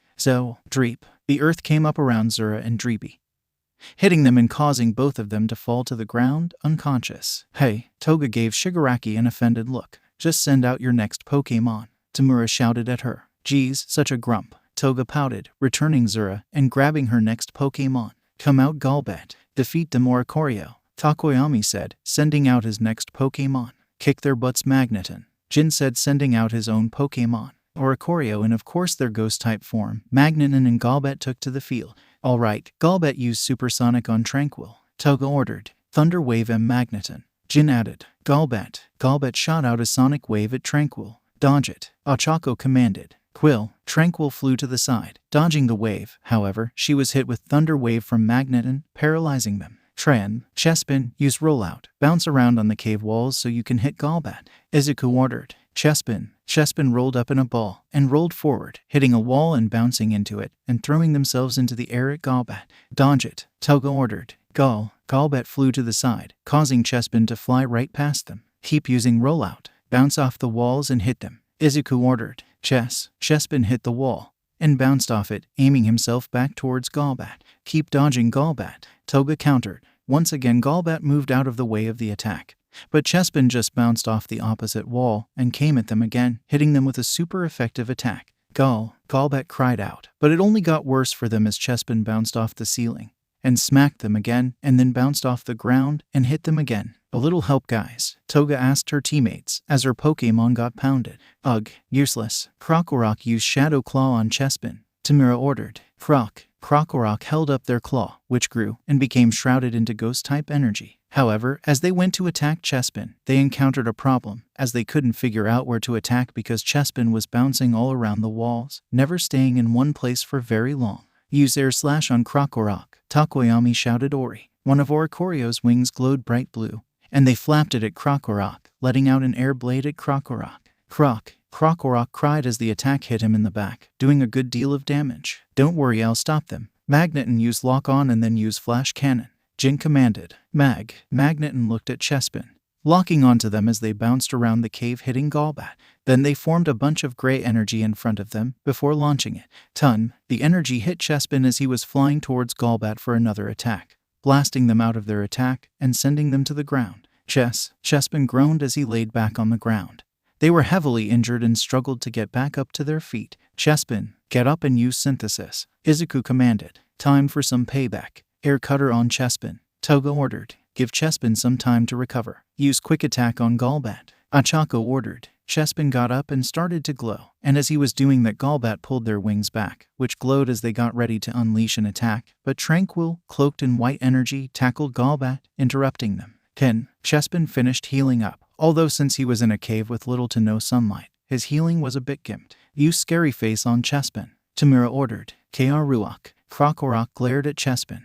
Their eyes glowed red, and 𝗂𝐿 became enveloped in a red aura, lowering their speed. Now use Crunch, Tamura commanded. Krokorok charged towards 𝗂𝐿 with their jaw open, ready to bite down on them. Air slash. Tokoyami countered. 𝐼𝐭𝐴𝐺 shot out another air slash at 𝐭𝐴𝐺, hitting them in the face and interrupted their attack. Toga was about to give an order, but Jin tapped her on the shoulder and whispered something in her ear. Oh, Toga gave out a pleased coo, before leaning over to 𝗵𝗲 and whispering into his ear. Huh, 𝗵𝗲 smirked. Looks like you two can have a good idea once in a while. 𝐭𝐴𝐺 faced towards Magneton. 𝗁𝐵𝐵 hide behind 𝐭𝐴𝐺. Toga ordered. Crow. 𝐭𝐴𝐺 faced Magneton and 𝗁𝐵𝐵 dashed behind them. What are they? Izuku was cut off, as Jin shouted an order at the top of his lungs. Use discharge, he commanded. Izuku's eyes widened in fear as he saw Magneton quickly charge up, before unleashing a massive electric blast that quickly spread throughout the area. Quill, Tor, Pen, Tranquil, 𝗬𝗵𝗲, and 𝗓𝐭𝐴𝐺 all got caught up in the blast, doing super effective damage to the two flying types, blasting all of them back, while 𝗁𝐴𝐺 was immune to the attack, and 𝗁𝐵𝐵 was protected by 𝗁𝐴𝐺. Tranquil, 𝗬𝗵𝗲, 𝗓𝐭𝐴𝐺. All three trainers shouted out in concern for their Pokémon. Now do it again, Jin ordered. 𝗬𝗵𝗲 hit them with mud shot. Izuku commanded, as Magneton charged up another blast.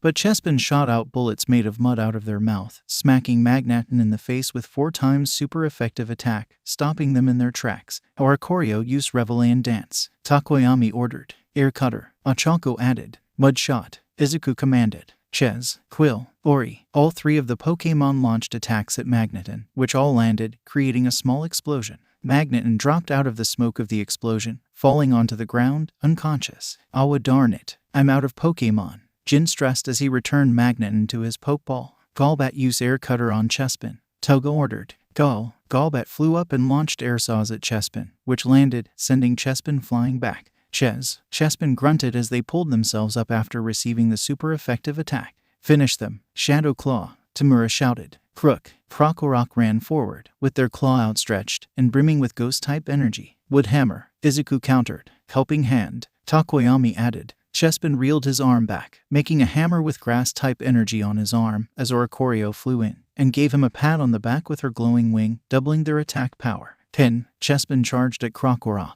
and the two thrust their attacks at each other. Wood Hammer met Shadow Claw, and the clash created an explosion that shook the cave around them. The explosion created a massive dust cloud that enveloped both of the attacking Pokémon, and Shigaraki and Izuku watched closely to see what the result of the clash would be. After a few moments, the dust settled, and both Pokémon were on the ground, knocked out. 𝗬𝗵𝗲, Izuku said remorsefully, as he pulled out his Pokeball and returned 𝗬𝗵𝗲. Rest up, you did great. 𝗬𝗓, useless, 𝗵𝗲 grunted. Both 𝗵𝗲 and Izuku took out their next Pokémon and shouted its name as they threw it out. Come out, Kubfu, they both shouted at the same time.